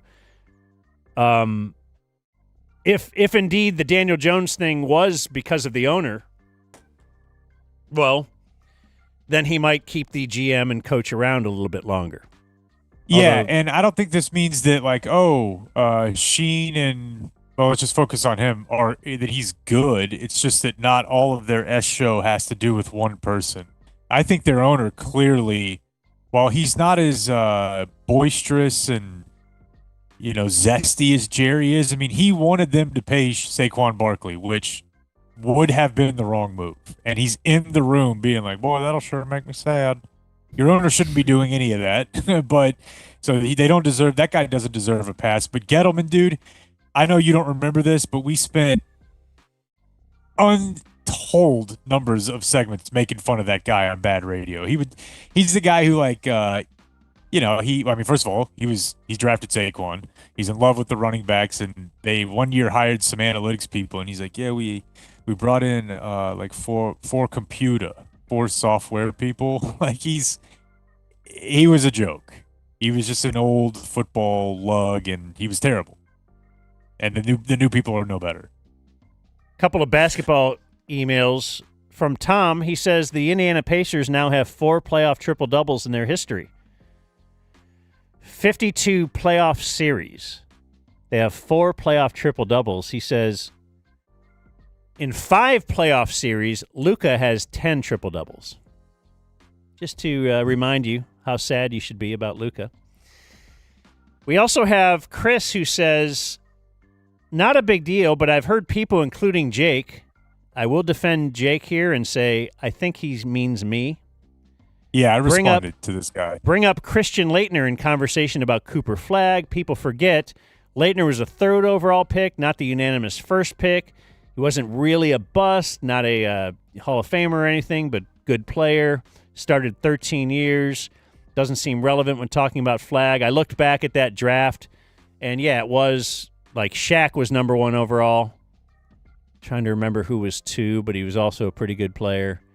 The point is, I guess it is me having memories of really hyped up white Duke players not turning out to be nearly as good as they were in college. One is a very painful memory because it is Danny Ferry, who the Cavs traded, Ron Harper and lots of picks and stuff just to get Danny Ferry, and then gave him, which was at the time the biggest contract in the NBA ever given a rookie, like a 10-year deal. And so Danny Ferry would play for the Cavs underwhelmingly for the next 10 years, end up being like their all-time games played guy, and I hated him. Hated him throughout my youth. Hate him now. Couldn't believe it when they hired this guy to be the GM. Like, he is the poster child for everything that went wrong with the Cavs when they were trying to take down Jordan and the Bulls. They made this trade mid-Jordan Bulls run and totally ruined everything. And so I hate him with a passion, and I'm probably, now putting some of that over onto Cooper Flagg, actually hoping that he becomes Danny Ferry because I don't want him to do well because I have a new person that I hate even more than Danny Ferry. Nico Harrison. Yeah, it's a very tricky one. Just circling back on that email from Scientist Nick about the randomness of the NBA versus the NHL and being able to infer that from the likelihood that you can come back down 3-1 in hockey. Like, that's the pro side of it, that you can 10% of the time in hockey as opposed to 3% in the NBA. But, you're kind of staring the flip side of that in the face right now because I can't find a tweet, but I saw a tweet last night from somebody who seemed pretty in the know, and it was just like a love it win. And it was something to the effect of like the Stars have been run like a model franchise from a team building and a culture standpoint. They draft well, and they don't do this, they don't do that, they do this. And I wasn't able to find like specifics about this, but I guess the Oilers are generally pretty cheap. They had the number 1 pick 4 out of 5 years from being so bad from tanking. A couple of those are, McDavid and Nugent Hopkins, and just that they're like a poverty, welfare franchise, and that because of the randomness of the bounce / hot goalie / this or that matchup, you're a night away from your season being over in the same spot for the 3rd straight year, which is approaching historic levels.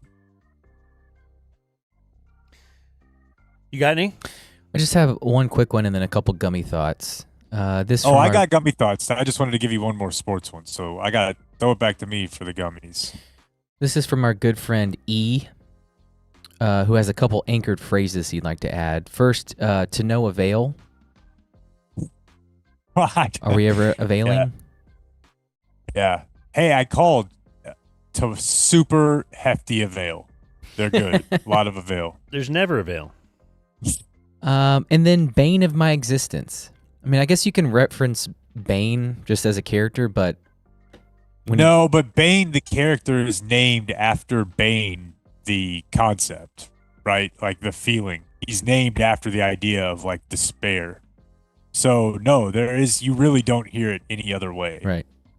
Like when I'm out there in flag football, nobody's like watching us and being like, boy, that one guy is the bane of this offense. but like they could. So those are theirs. Then I'll kick off gummy thoughts. Which will be brought to us by Early Bird CBD gummies. Early bird. Early Bird CBD gummies are not your grandpa's CBD gummies because they have THC in them. That's why we love them. And that's why maybe you want to stock up. Because you can get them through the mail today. Never when a bad you go time. to... Hey, but Dan, Uh-huh. I already used my the promo code of DumbZone. Am I out of luck? I'm glad you asked that because they have a new code, DZ20. That is good for a discount code, 20% off on earlybirdcbd.com. And especially if you have already used the code DumbZone, now you can use DZ20 and get a new 20% off. Who knows? These guys might throw us a new code in a couple weeks. But like I said, stock up now. Stock up now. There is DZ20. real THC in them. They're not for you if you're looking, if you have to take a drug test. But, you know, if you're looking for a good time, check them out. It is earlybirdcbd.com, and the promo code is DZ20. Blake. My first gummy thought occurred on a gummy while I was watching one of the playoff games, obviously. And it was, they were doing the fouling, the hack-a-shack almost. I believe this was the Knicks game. But my question is, now, is the math a little better to do the hack-a-shack given the ability of teams to shoot threes now? Because obviously, if a team is down by 10, they're going to be shooting and making threes. So would it be more beneficial to do that to keep them from hitting threes? Should we revisit the hack-a-shack? Usually you're hack-a-shacking a team that's ahead. Yeah, the other way around. But should you flip it? And just, yeah, I mean, obviously there's some math here you could do. So you're playing Golden State, you're playing whoever, and you got an 8-point lead. You have a lead, and you start hack-a-shacking them. Now you're giving them free points. But you're giving them only two. 1. No, yeah. I mean, you've got to figure out the math. You have to foul a non-shooter, which they'll immediately get those guys off the floor. So you're talking about finding the breaking point between shooters you can keep on the floor. But then if Steph goes down and hits back-to-back threes, that's 6 points in 2 possessions when you could have had 4 the other way. We'd have to get our math Nick on this case to see. But also it's just going to be a strategy thing too, though, because as Nick will tell you and as Blake will point out, like when we're talking about college football in particular, when a team is trying to come back, it's way easier to score whenever you're down. Like, way easier. So the idea that Steph down 8 can hit 2 threes, the probability or whatever, it's a higher point per possession than it is if it were a 1-point game midway through the fourth. It just is. So you may be right. Because those definitely become clutch free throws even at 9 points. Yeah. That's an interesting one. Yeah, chew on that, if you will. And then one more. All right, Dad. One more. So I know a lot of our sayings or idioms come from, like, revolve around animals. We used to be around them more. I don't know, but I think... For example? Horsepower. Okay. Yeah, or... I don't know, there's a ton of them. Bird in the hand, bird in the bush, whatever. Okay. Kill 2 birds, 1 stone. There you go. Raining like a cow, pissing on a flat rock. It just seems like all of our sayings... Wait. I'm sorry, what? When it's raining really hard, I just always heard growing up, it's raining like a cow pissing on a flat rock. Okay, Clayton? Yeah, 100% heard that. Okay. Anyway, it just... Good. Most of our sayings come around from that. But yeah, Jay, you kind of took it from me. But now, like, how we measure how fast a car is based on how many horses are pulling one thing. And how, like, I wouldn't know what 1 horsepower is, let alone 300. Yeah, it's very antiquated. Is it time should we retire horsepower? No, I tell you what, like the reason I would imagine the reason it's not is because there's like a romanticized thing to it for car people. And sure, if but they want to have that, I'll let them have it. But it's cool. if you told me your car had 5 more horsepower than mine, I don't know what that means. I just know that it's more. I don't know what 5 horses is worth. Yeah, but it sounds cool though. Haven't you ever heard them? They will actually put like a space rocket and tell you how many horsepower it is. No. I have heard that, and I've always thought that was funny. Let me see if. Yeah, I mean, That's a like thing. it's like you see stuff like that at like the Perot. But it's a silly inception to me because as our cars have gotten faster, it's more of a ridiculous thought of like, now imagine 300 horses pulling this. That's how fast it is. Whoa. The space shuttle's main engines would be 37 million horsepower. That's ridiculous. So that's how many horses if you got them up you in needed- front of the space shuttle. Yeah. To I'd fly. like to know Blake's replacement for horsepower. Go ahead. I don't know. I wouldn't know what Oh. you Yeah. replace horsepower with. I don't know. I mean, Shibu or Doge Just or one of your 6 chat GPTs. I don't know. do need something. Yeah. Hey, I'll do a couple. I'll do a gummy thought for you. This one comes to us from Jake and Grapevine. I think we need some sort of thing. Perhaps you would wear it on you. Wearable tech. Not sure where we're headed with that, but basically, I don't know right now. I can't remember because I've had these weights a long time. I don't know if the barbell in my garage is 35 or 45 pounds right now. Because it's all It's a worn very- off. It's just there was never any indication of what it was, Oh. but I feel like it's a 45, but I don't really go to anybody else's weights all that often. When I went to the Hab and I started lifting down there, like 2 weeks in, the guy was like, "That's a 35-pound bar." I'm like, "Oh, okay." I'm a little ways off then, because I thought they're normally 45. But here's my thing. The bar. The bar, Not a barbell or a dumbbell. Okay. Yeah. no, not the Sorry. bar, the actual barbell itself. Yeah. So because I don't know, and it made me think, there needs to be something where it's on your body when you pick something up or exert force, it produces a number, okay? And it says like that's how hard it was for you. It's quantifying the effort you put forward. And like if you had to move a box and you're like, "Hey, how hard was this?" And you need to get a neighbor to come over.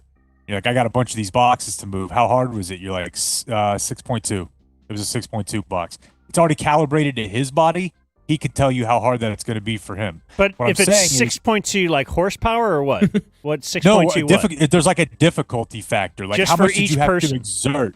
Yeah, and it's to you, so that you can, if you're trying to explain how difficult something is to somebody.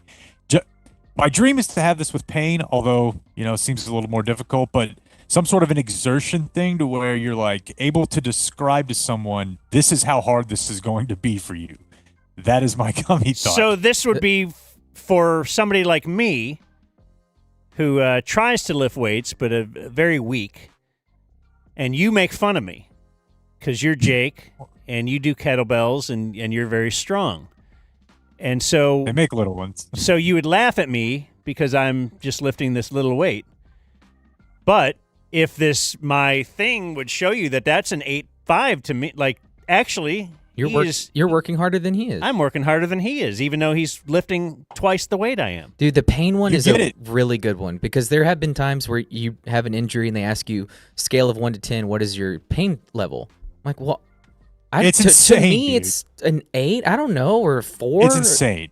And I know that, Oh, like, I guess hold on. I, let 'cause me I've let me mentioned check the this before, smiley yeah. face and the frowny face on the 1 to Which 10. one do I look which like? will help me more. This one's crying. I think I'm more like that face.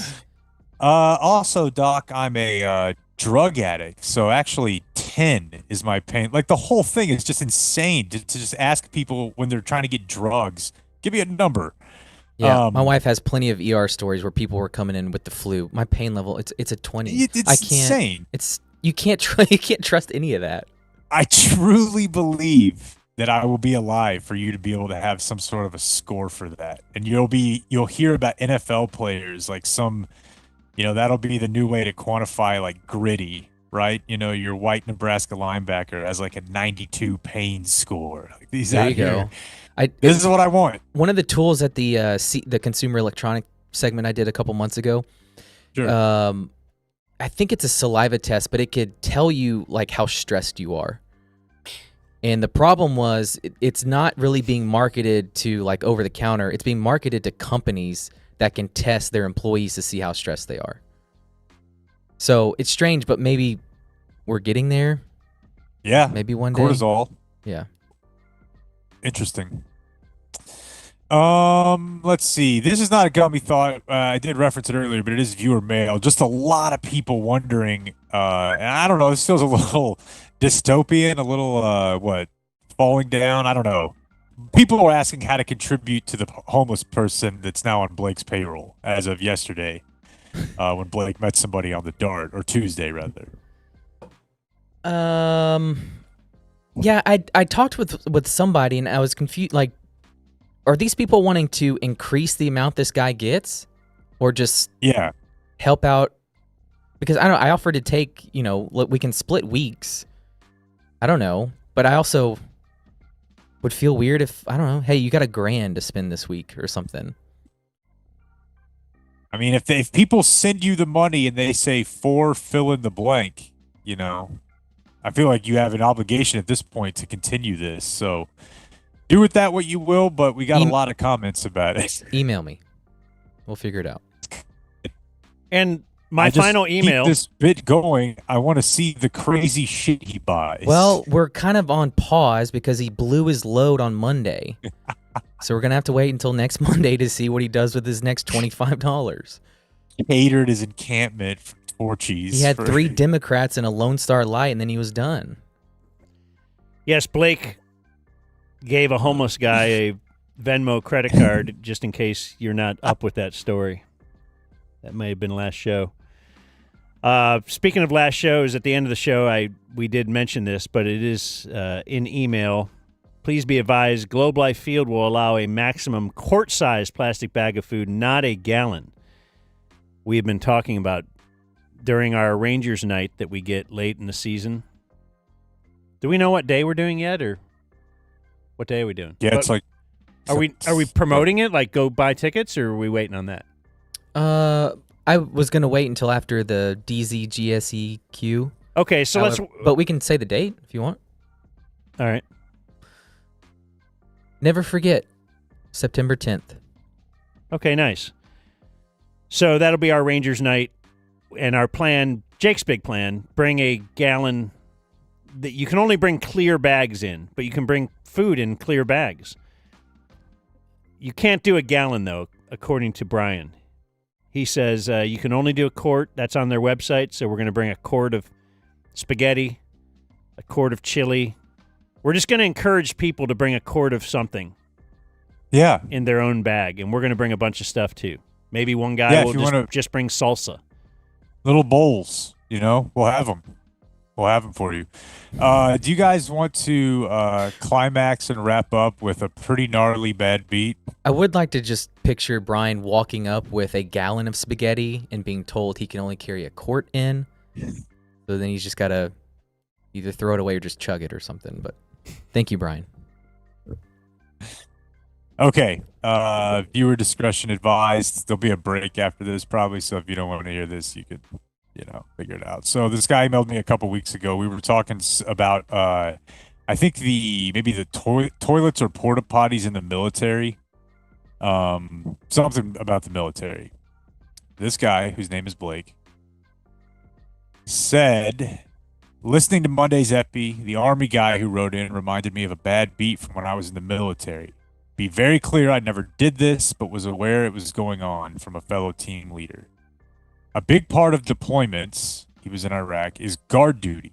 This is 2 soldiers, sometimes a supervisor. They spend 4 to 8 hours at a time sitting in a tower or guard shack, just watching nothing.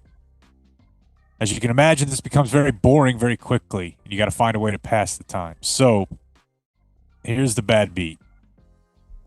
One of the games the soldiers came up with was called Dice Beats, which consisted of taking turns rolling a dice and then bumping your D the number of times the dice landed on. The loser was the one who came first, but in reality, they were all losers. Infantry soldiers are absolutely disgusting and incredibly inventive when it comes to depravity. Yeah. Yeah, it sounds horrible. But imagine the moment you roll the dice. What do you hope? Are you hoping for the 6 of you know what? I think if you get me 6 a couple times, I could be out of here. Or are you like, boy, I don't really want to do this? Are you doing a Beatles style, like all together? You're all... Yes. Yeah, you're like sitting across from each other. Beatles style. Yeah. What happens if you roll doubles? Gotta go again. All right. Thanks, Blake. The Dumb Zone.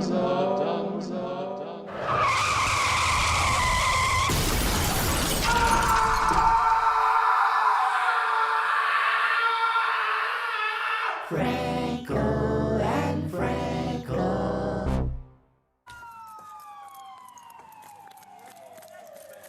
Is somebody in there?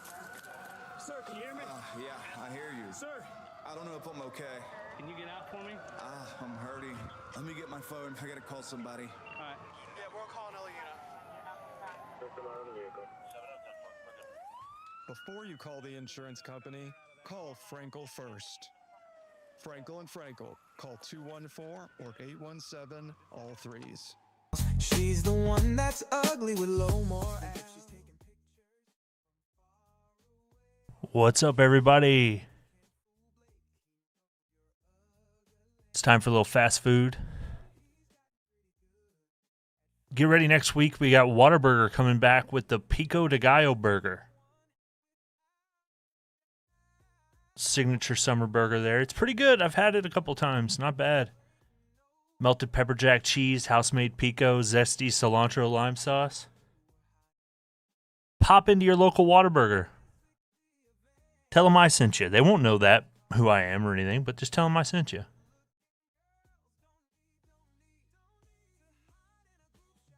Also, Taco Bell bringing back loaded steak and jalapeno fries. Mixing that in with their Mike's Hot Honey Diablo sauce. It's the summer of spice, folks. It's the summer of heat.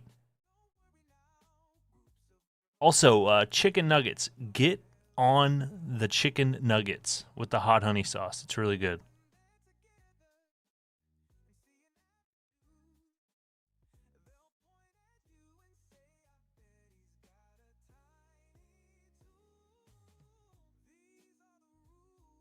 Shake Shack has introduced new fried pickles. I'm a big fan of fried pickles. I'm a okay fan of the Shack, so I have to give those a shot next time I'm around a Shake Shack. See what else they got on the menu. I haven't been there in a long, long time.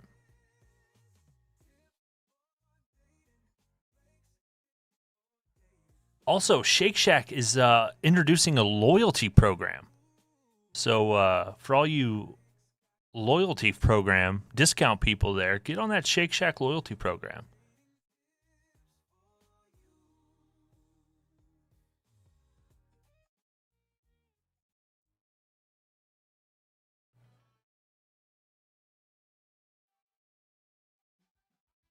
Sonic's got their new summer drinks out too. We've got some new sweet topped lemonades. Big fan of the Sonic drink stop during the summer. Remember to use that app, get half price drinks.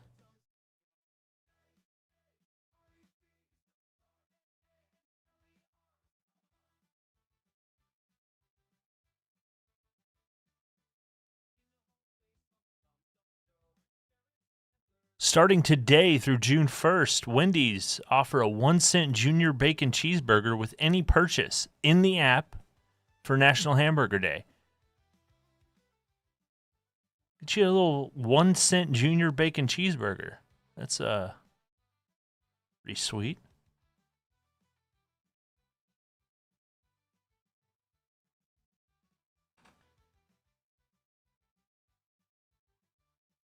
For all you Little Caesars fans out there, Little Caesars will be testing out a new artisan-style pizza. It's just a long pizza, folks. It's just long. It's not round. It's long.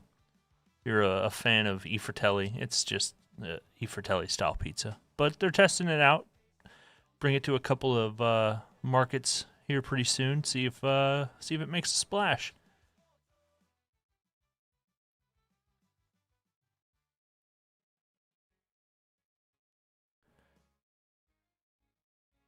Little fun food weekend for me heading up. Gonna head out to Bojangles in Euless. See how good that is. Heard good things. Have a few friends in the Carolina area where it's from, and They have nothing but good things to say about it. So, as a man of the people and a man of the fast food, I'm going to head out to Burleson. I think it is. It's one of the HEBs, maybe Bedford. I think it's Bedford. Check out the Bojangles, see how that is. We'll report back next week. And that's been fast food.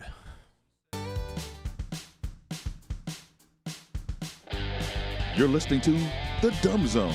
Yeah, that's right. The DZGSEQ. The Q is for Qualis Roofing, as we've said previously. At 1 week from Saturday, the local shacks at Austin Ranch, that's in the colony. Thanks to Community Mechanical, Texas Trident, Fairlease, Silverback Construction for also bringing us this evening of generic entertainment for you. No puppet. Sorry, Jake. Jake checking in live from Galveston. I thought I stepped on you because of the delay, and now you're laying out. You didn't step on me. We're fine. We're good to go. I'm excited to see everyone at the Dumb Zone Generic Summer Event at the local shacks at Austin Ranch, June 7th. Starts at 6. See you there. 6 to question mark. Ooh. Could be 5 after 6. What does that even look like? Top part and bottom part? The question mark's kind of curving both. How about you just lay back and enjoy it, 6?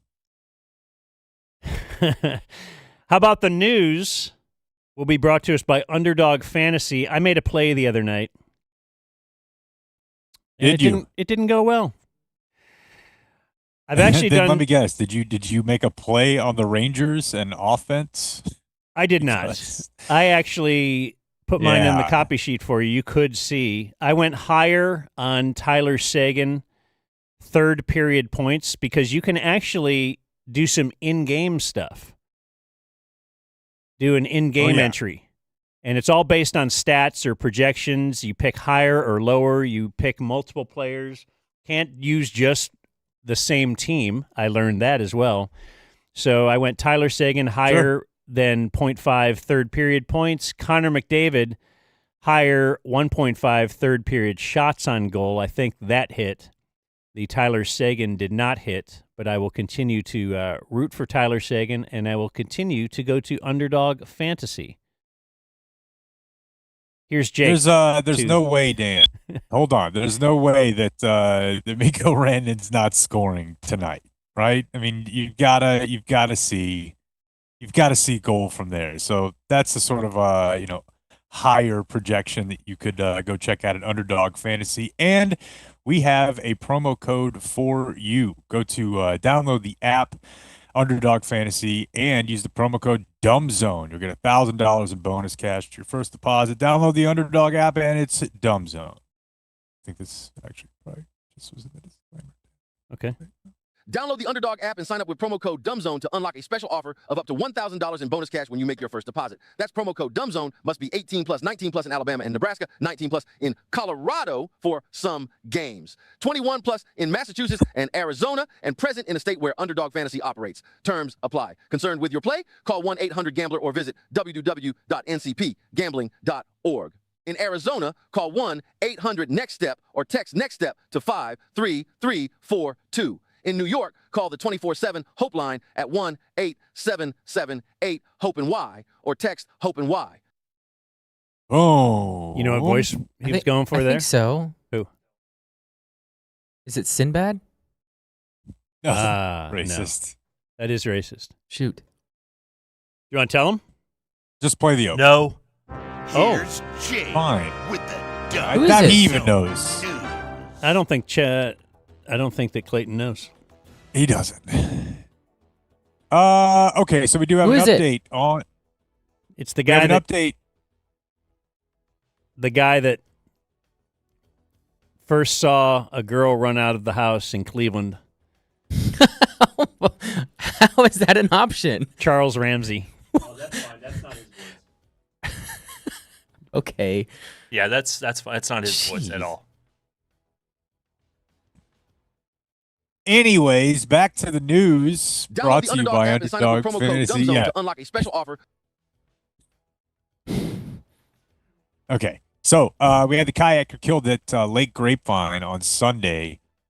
We were talking about it the other day. There was a photo that was put out by none other than Trackdown and Fox 4.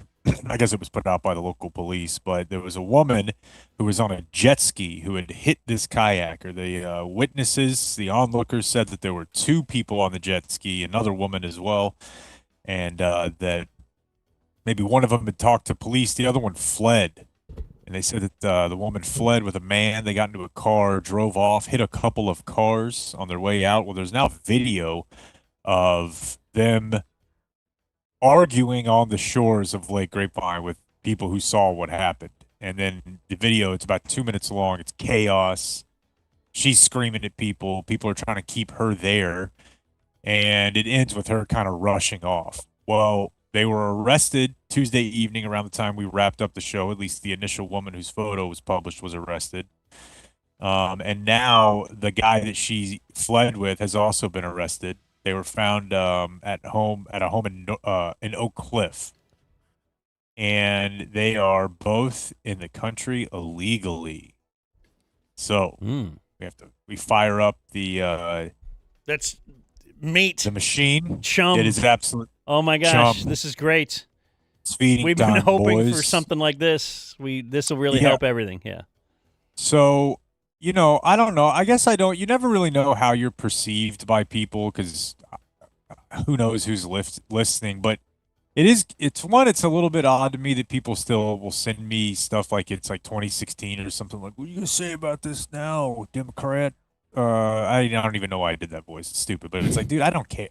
I don't really care too much. But to the extent that I do, because people will give me, and some of them will even comment on our show, like, I wonder if he's going to mention that these were illegals. Well, I mean, I am going to mention it because it's part of the story. It's especially part of the story when the governor of Texas decided that he was going to pop off a tweet about how he wanted this woman to get the death penalty, which, of course, is not a penalty for manslaughter. So I don't know if he's hoping for the charge to be upgraded or what. But the other thing, too, Dan, is I don't know. I'm sure there's studies to the contrary, and I actually would like people to send them to me if they exist.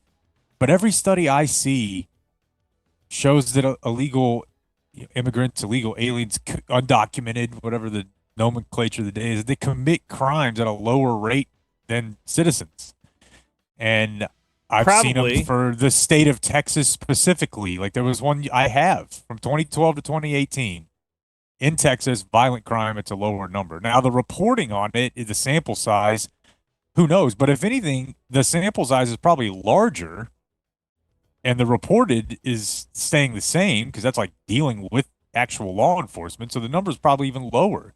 Guess what? Immigrants in general don't want to be noticed.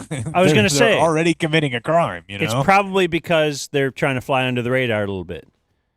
Yeah. So I'm not saying, hey, this is great. General. It's a good look.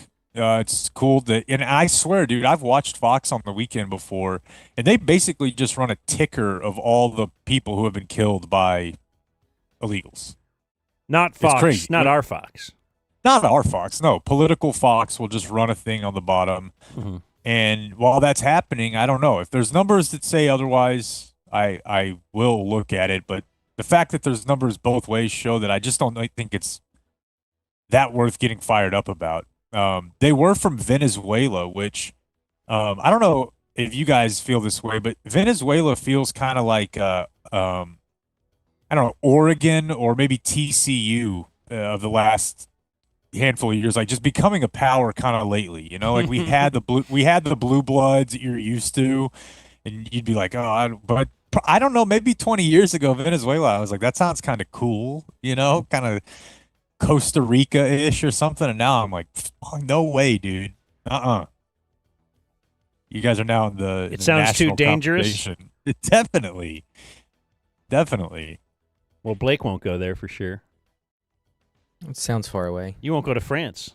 Definitely not France. I want my stuff stolen. Oh, that's true. Yeah, it's true. You're not helping us, That's why Disney France failed. That's why Disney France, it did fail, didn't it? Euro Disney or whatever failed because, it was because people got all their cell phones stolen. And then nobody can communicate anymore. It was just chaos. Yeah. That's actually that led to the French Revolution. Historically, is right. frustration so over they the failure. Beheaded Marie Antoinette, I think. And she said, she had said, let them have cake, and it turned out to just be funnel. Yeah, and then she was like 60, and the king was 30. 35, and he, yeah. And they once were observed getting off of the shockwave, and she just slapped him right in the face over his etiquette on. How about that story, dude? You want to talk about one that's sent to me a lot and is on brand? That's one that I think CNN 5 Things might have even covered it. But Macron, as you know, and Dan alluded to there, the president of France. I don't know if I think they go president, but he's married to like his high school, fine art language teacher, Bridget. She's considerably older. And there is a Veep-like image from the other day of his big plane door opening his president plane, and he just gets whacked in the jaw by a female hand. Or maybe not female, depending on which corners of the internet you look in. Isn't that kind of a funny thing that, like, I don't know, maybe it's not that big of a deal, but like Alex Jones and people like that if there's a woman who's like kind of attractive, but also kind of, I would say manly, like I find Bridget Macron and Michelle Obama attractive, but they don't look like Melania Trump. And the second there's like a woman that's like, that looks like them, kind of powerful, I lost you guys for a second. Everyone's just like, that's a dude. That's just a dude. How could you possibly be attracted to this monstrosity? A new play in the game. I like it. We had an attack by coyotes in Frisco Monday. We're getting these these Anna kids are out for the summer and they're just running rampant, aren't they? Did you say the Anna kids? Mm-hmm. Is that where this I happened? thought you said an attack by a coyote. Oh, wow, folks. He's cooking with fish grease today. Yeah, it's for OTAs for everyone. Yeah. No, it was a mom and her daughter, an 8-year-old. 8-year-old mom? God, the kids these days are. They just grow up so fast. Yeah, I thought social teen media. Sex was on AI. the down. AI. Wednesday, they removed 3 coyotes from the neighborhood. But yeah, mom and daughter, the mother was able to chase the coyote away. The neighborhood I don't know. almost certainly used to be where those coyotes just always lived, and right. The new row houses have popped up. Not to be a guy victim blaming here, but No, and I imagine at some point, just naturally, they'll just die out, right? I mean, the humans aren't going anywhere. I don't know that we have like a robust rehoming plan for some spare-ass coyote. So don't they just eventually die out whenever Blake is driving into the Dumb Zone's state-of-the-art studio, like in the colony, from his new house in North Texas, which is actually in Oklahoma? Like when Blake lives up there. And that's just part of the Metroplex. A lot of coyotes to still be displaced. Why is it bad when things go extinct? Fuck yeah, I love it, dude. Yeah, let's go. I mean, what they would tell you, of course, is that you've got to have the balance in the ecosystem, right? But things have gone extinct without our help over the many years, right? How many years have there's been 2,025 years of Earth? So over that time, yeah. However old they were, whenever they, you had to have humans old enough to birth him or her. But you had nothing to do with the dodo bird, and then look, everything seems to be working still. The bees are still doing the pollen thing, and what do you mean you had nothing to do with the dodo bird? You, the human didn't, or did they?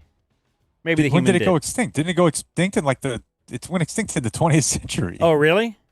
Did it not? I could be wrong about that. I don't know. The point is, there are other things that have gone extinct. No, 1600s. Okay, 16. Okay, 1600. Oh, Okay, no, That but damn again, I don't know Civil that you can. Civil War. I don't know. you're an Well, idiot. hold on. I don't know that you. Not Civil Dude, War, that you idiot. especially with how I had to upset flip them people around. were.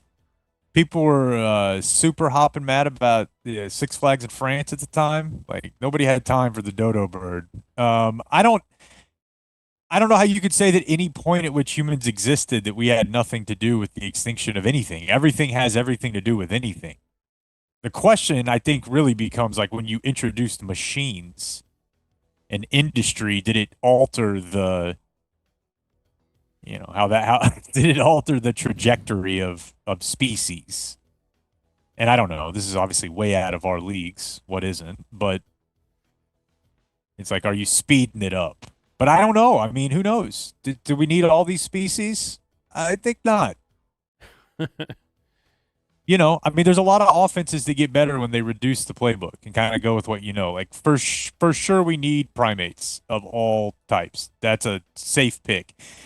But if we have to have who else would do funny like movie clips and ride dogs? Let me tell you, not I don't know. Do you need a pig? You don't need a pig. Yeah, we do. For what? Bacon. Tastes good. What are you going to wrap everything with? Hey, look, I have this wonderful shrimp. Oh, no. I think we should wrap that in some pig. Okay, let's do it. Well, I mean, yeah. Do you just want to eat the same stuff every day? Not Dan. This is no. I guess You the don't general eat the same audience. stuff. Don't you want there's some gonna be some flavor? There's going to be some tough choices that have to be made here, and I feel like you're going to have to expose a few things to the expansion draft, the extinction draft that you're not happy about, but it will happen. And I'm not talking animals around here specifically about the pig, but just in general. Don't you like seeing a wide array of animals, not just the same? Yeah, but dude, but okay. Well, then let's do this. Let's doge this thing and consolidate. We don't need 90 pigs. We have 7,000 lizards. Like that many different species of lizards? Don't need it. Yeah, let's get rid of bugs. Let's start with those first. I'm sure they mean something. Bro, that's the one that you do not. That's the same guy that'll tell you don't want to have a monkey. You mentioned killing the insects. There's a guy who pops up. No, I'll roll the dice that we could live without mosquitoes. Miss me with that. They do something. Yeah, bro. that's a tough one to make sense of as a child when they tell you that they're like from the devil, and I'm like, well, wait, makes sense to me. Same with roaches. Do they really tell you that? Don't need those either. It's something like that. Yeah, that there's some things that are. Boy, don't you love the roaches crowd? That's like, well, they can detect earthquakes before humans can. Is that true? I've never heard that before. Like they've been around since the age of the dinosaur, right? Have you heard that? I try to know as little about them as I can, but I do remember that fact. Yeah, they'll panic on an earthquake or something like that before humans can detect it, I guess. Mosquitoes are pollinators. Their primary food source is flower nectar, not blood. So just like bees or butterflies, mosquitoes transfer pollen from flower to flower as they feed on nectar. Don't care. Fertilizing plants, allowing them to form seeds and reproduce. That makes air, and then you breathe it. I'm throwing that in. Don't need it. That's some knowledge I got. Plants. Yeah, equals air equals me living. Okay. I think that's also why if you put too much of like a spicy sauce like Tabasco on your pizza and eat it, if a mosquito stings you, it'll fly away and explode. Did you guys you guys ever seen that happen? The same of if they're biting your bicep or whatever on your bicep and you flex, they'll explode. Yeah. Males don't bite. Only females do. Believe women. Yeah. It's only when a female Checks mosquito out, lays eggs does she seek blood for the protein. They want your protein. Females are always wanting my protein, bro. They want to take your protein and then take your babies from you. This is exactly what I would expect. Okay, don't get rid of mosquitoes. Okay, one more quick one here. This is my complaints with the media, and it's not our friends at Fox 4, but it is our acquaintances at WFAA. So there's a lady in East Texas, Henderson, Texas, to be specific. She turned 102. So what do? We send out the local news crew. Yeah, of course we do, right? She actually looks great. Maybe the hottest 102-year-old I've ever seen. Is her handler blowing out the cake for her? No, this is I only watched about 20 seconds of the video, but way better than the past weekend at Bernie's type 102-year-old birthdays that we've seen. This is better. But here's the thing. So I clicked this article, and this is what they know what they're doing. The headline: 102-year-old East Texas woman says secret to long life is Dr. Pepper bag of Cheetos. Is she You click on doing a the photo and you're like, sponsorship thing? this she's Ricky Bobby. Yeah.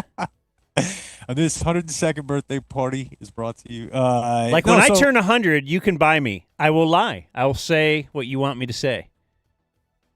Like I'll say your product is what got me here. I will too, except for on Mondays and Thursdays between the hours of 11:30 and 3 o'clock, in which everything that I say is true and I believe.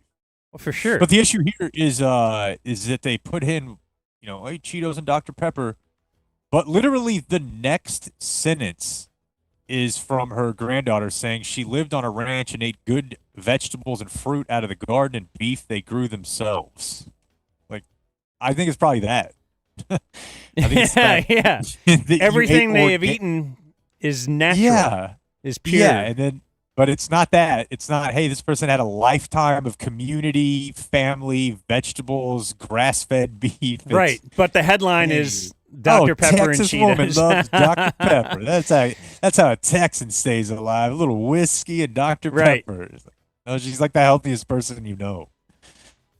Anyways, I'm looking at this story. Her name is Wilma. I love it. Love it. Yeah. And then it says she's at Pine Lodge. That's where she's celebrating her birthday. Is that like an old person home, maybe? Yeah, they do it. They said they've done a deal for her every year since she was 100. And they asked her She's about only 102. 102. That's what I wanted to point out. In the story, it Yeah. makes a big deal out of that. Well, so they've done this twice. No. But continuing with our theme, and by the way, my daughter has started watching Is It Cake, just like Soroy's Alzheimer'd out mom. It's the exact same. But to tie together that horseshoe theory thing again, where you become yourself as a baby, like when you get old. You know how the difference between being 2 and 3 is gigantic because of the logarithmic, whoa, that's 33%. I think when you get 100, every year more gets to be celebrated like a decade. Like you're in XP power up mode. Imagine every cough though that you get. That's what I'm saying. I mean, tiniest cough. Threats. You're like, because I do that now. No, I saw my grandpa choke on a little food last Friday, and I thought that was it for him. But it was just like a normal, just went down the wrong pipe. He's coughing, but I thought, TC and I were run. debating the other night, and I don't think she'll be able to hear me here, but we were debating because he was at the Tom Cruise thing with Ben Rogers. We were debating because he said Tom Cruise just kind of walked out of a bathroom, and there was somebody standing there. We were debating whether or not that would kill my mom. Like if my mom were standing in a theater bathroom and didn't know Tom Cruise was there, and he just walked out. Like, would that kill Rose? Oh my! She saw Stallone. Well, Cruise is he right in that. Yeah. He walks out of the bathroom. She's standing there. I swear to God, Rose faints. And at that age, you never know. Anyways, Dan, there's today's information by way of the news. Zone News. Like and subscribe. The Dumb Zone presents Today in History. I'll start with some viewer mail birthdays, as is my wont. Let's see here. I'd like to see if I got any during the program. And I will wait till this very moment to check. It doesn't seem right. I think I sent you one. Okay. You want the most up to date, right? Positive spin. Why do people make me read these things? Howdy, come dumpster diver. I want to wish my brother Tim M.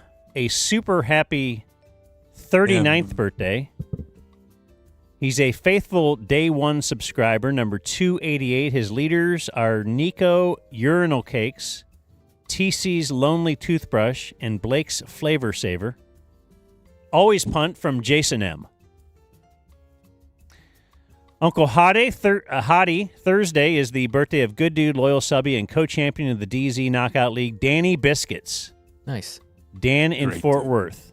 His leaders are Lewis Hamilton, the quiet leadership of Jamie Benn, and the 1985 cinematic masterpiece that is Fletch. Go Stars. This is from Tim Timothy. Great dude.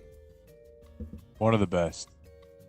One of the best. I mean, Fletch is a movie that I was stunned by how funny I found it. The way you guys throw out great dude and all that, like, no one's going to believe it if everybody that we mention is a great dude. I might say it once a week. Try me. Keep going.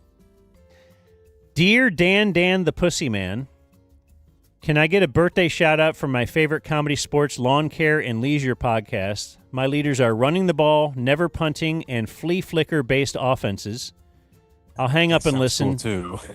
That's from Jeff. Jeff. And the late one here that Blake sent me, Guten Tag and Heil Slitler, patriarch Probably heard it before, but of the Twatzy Party. DFJ here. It is my birthday. I don't have any friends cool enough to listen to the Dumb Zone. That also wields the power of Hotmail, so I send this for myself. I was woken up in that special way. Jake is my leader because he put in the work during his month-long vacation and embraces the daily crotch kicks for it. Thanks, and always use a tapered device. That's from Jay. Yeah. Important. We'll do a little Today in History now.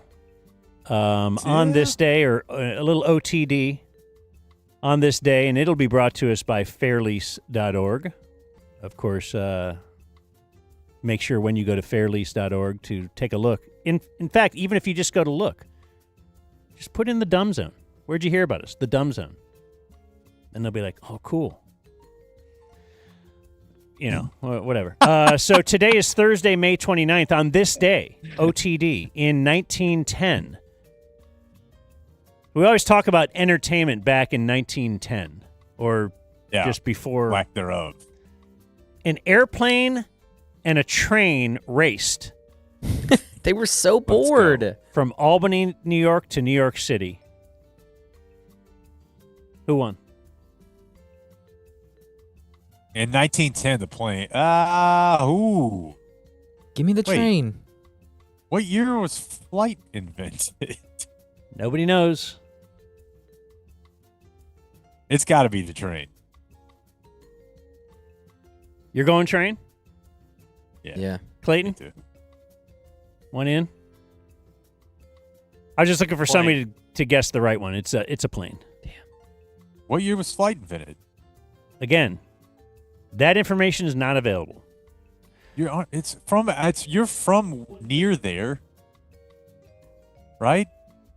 The weird thing is, growing up, I thought flight was invented by the Wright brothers, and they did it in Kitty Hawk, North Carolina. That's all I ever heard. Yeah. And then I'm like 20-something. Turns out it was a black guy. Well, no, probably. In like, I don't know, I'm in my 20s, and I'm working in Dayton, and they're called the Dayton Flyers, and then they had another team, the Dayton Bombers, and like all these things, and then I come to find out this is where the Wright brothers are from, Dayton. And I didn't know that growing up. You would think, we don't have in Ohio, there wasn't like Ohio pride, like Texas pride.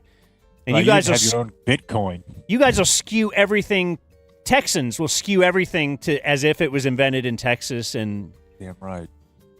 Like you even celebrate the day that the slaves were emancipated, even though it was because you were jackasses and did it like a year later. Like, we're not going to tell them. Okay, well, two wrongs don't make a right, and it was a long way away from where the information was coming. I would think you'd hide from that. Like, I don't want to, let's not make a holiday about it. Anyway, On this day in 1922, in what would become one of the most important pieces of legislation in baseball history, the Supreme Court rules that since baseball was primarily a sport and not a business, they were not subject to the same antitrust laws and interstate commerce regulations. I've read a ton on this. I read a ton on it this morning, too. Just a terrible, terrible decision. Like, it really makes no sense at all, except that you get warm feelings about baseball. So, yeah. On this day in 1985, 39 people killed at the European Cup final in Belgium when rioting broke out and a wall separating British and Italian soccer fans collapsed. Of course, there's always the silver lining. Do you ever think about, not to be gummy thought guy, but do you ever think about how you grow up thinking soccer, you have like this perception of soccer? I mean, we all did, especially if you grew up in Texas where football was an option. Like, this is for pussies. It's a weak sport. But then internationally, it is without a doubt the most insane, rabid, violent, aggressive, just charged up fan bases in the entire world of sports. Like, I almost feel like if you gave the Italians contact American football, they would kill each other. Or like, I don't, or maybe it's they're pent up because the sport doesn't really, you know what I mean? There's something going on there. Yeah, it's so boring on the field. You're getting all fired up in the stands. Right. Or piggybacking the your stuff gets stolen in Paris. Maybe they're just not good people. Maybe a little dose of xenophobia is what we need. Just remind. Yeah. So on this day in 1993, 3 days after a ball hit him in the head and bounced over the fence, the Rangers are like, what if we put Jose Canseco out there on the mound for an inning? They're getting beat. He gave up 3 runs on 3 walks and 2 hits, and then he blows out his elbow and he needs season-ending surgery. What a wild ride he was. And the Rangers lose 15-1. But, dude, that was just, to me, that was the Rangers growing up, you know? Like, they were cartoon characters. There was whether it was steroid related or just the personalities, everything seemed like a bit. And on this day in 2009, Jay Leno hosted The Tonight Show on NBC for the final time. Supposedly for the final time. Conan O'Brien took over. Then Leno returned to like prime time before Conan, and then took The Tonight Show back in March of 2010. Wow, Conan's run was so short. Yeah. It didn't even make it a year. And he never worked again. Other birthdays today include Ebenezer Ecubon is 49. He contributed.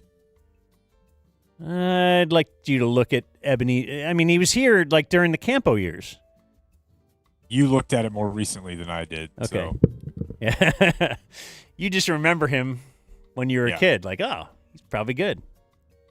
And he was better than, some of the people in this room at least. Did not recall that I would have told you a second, third round pick, but of course he was a 1. Oh, he was? Yeah. Paul Skeens, 23. Wow, Blake. He has the perfect life. But he lives in Every Pittsburgh. day. He can throw 100 and he has Livy Dunn. Is that a Cleveland thing? Because I got to be honest, right after Philadelphia, I have like kind of a hard on for Pittsburgh. Yeah, too. I enjoyed my time there. You're right. Pittsburgh is beautiful, but it's a Cleveland thing. Everything. Okay. You're just grown up to. You're programmed to know Pittsburgh sucks. Everything about it sucks. It stinks. The women are ugly. Everybody's fat. And then you're basically projecting. Of course. It's our sister. It's our exact same city. That's all it is. Yeah. But they have funny accents and they say like gum bands for rubber bands. Like, I don't know. They say stupid stuff because they suck. Yeah. You know that 3rd Super Bowl they just won? Pfft, whatever. Yeah. They suck. Probably steroided up. And guess what? It turns out they all were. Like every one of their offensive linemen died by the age of 42. from the I mean, Steelers. A lot of times those guys are in, or their families are in, like the concussion documentaries, but they probably leave the juice part out.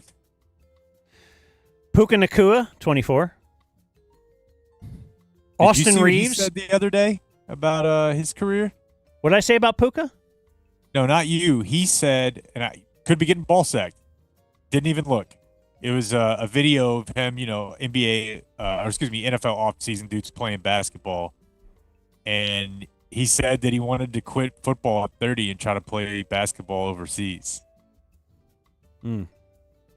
Which, like, I could see guys doing that. Like, get your money on a second contract if you're an athlete. You don't really want to try to play wide receiver until you're 35. Just go if you can. Why not? He also doesn't eat vegetables. Yeah. Didn't know what divisions were in the NFL. Austin Reeves, 27. A trade piece. He's about to get $40 million next year. Carmelo Anthony, 41. Prison. No, the basketball player. Not the stabber. Nice. I like it. Yeah. LaToya Jackson, 69. She, I believe, was in Playboy. Ted Levine, 68. He was the guy in Silence of the Lambs that kidnapped the girl. Oh, yeah. Annette Bening is 67. Melissa Etheridge, 64. Lisa. Lesbian. What's she? Well, to me, she was. She was the first person. I just remember the first time learning, like, for example, AIDS. I learned about that because of Magic Johnson. Melissa Etheridge being popular is how I learned what a lesbian was. Lisa Welchel is 62. She was at least what they would call the hot on Facts of Life, and she's from Fort Worth. We got to update these birthdays, homie. Why? Because I need Blake to know who one of the people are. Yeah, I'm working it in. How about Melanie Brown, 50? Mel B? She a Spice Girl? She's a Spice Girl. Which Spice Girl? Hell yeah. Have you ever heard of the Spice Girls? Yeah, I was a little too young for them, so I don't know their names or anything, but I'm aware of them. Is Henry there? Henry's here. Yeah, Henry's here. Does Henry know who the Spice Girls are? Just say it real loud. I've heard of them. Okay. Can you name any of them? No. Like, what about the nicknames? Which Spice? One or two songs. Okay. Like on Just Dance. Yeah. Daniel Tosh is 50. Know who he is? The former host of Tens. Yes, that's right. John Hinckley Jr. is 70. Musical artists. I think he's got like an extremely hot girlfriend that he tweets about. Shooter? Or is that senior? No. I don't know why I said junior. It's just part of, like, whatever. John Hinckley. He's the guy that shot Reagan and got out of prison. And he did it to impress Jodie Foster. Correct. Because she was speaking to him through the big screen. The funniest part about that, again, could be getting ball sacked. We're at a point where we should just stop saying that. I'm going to live in the reality that I've created for myself. But I read an interview where she was like, low-key, I could not be impressed. Kind of liked it.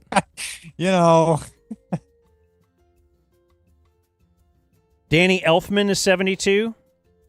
He is the composer, I think, of like a million things. If you look up Danny Elfman, he might have done the Simpsons theme.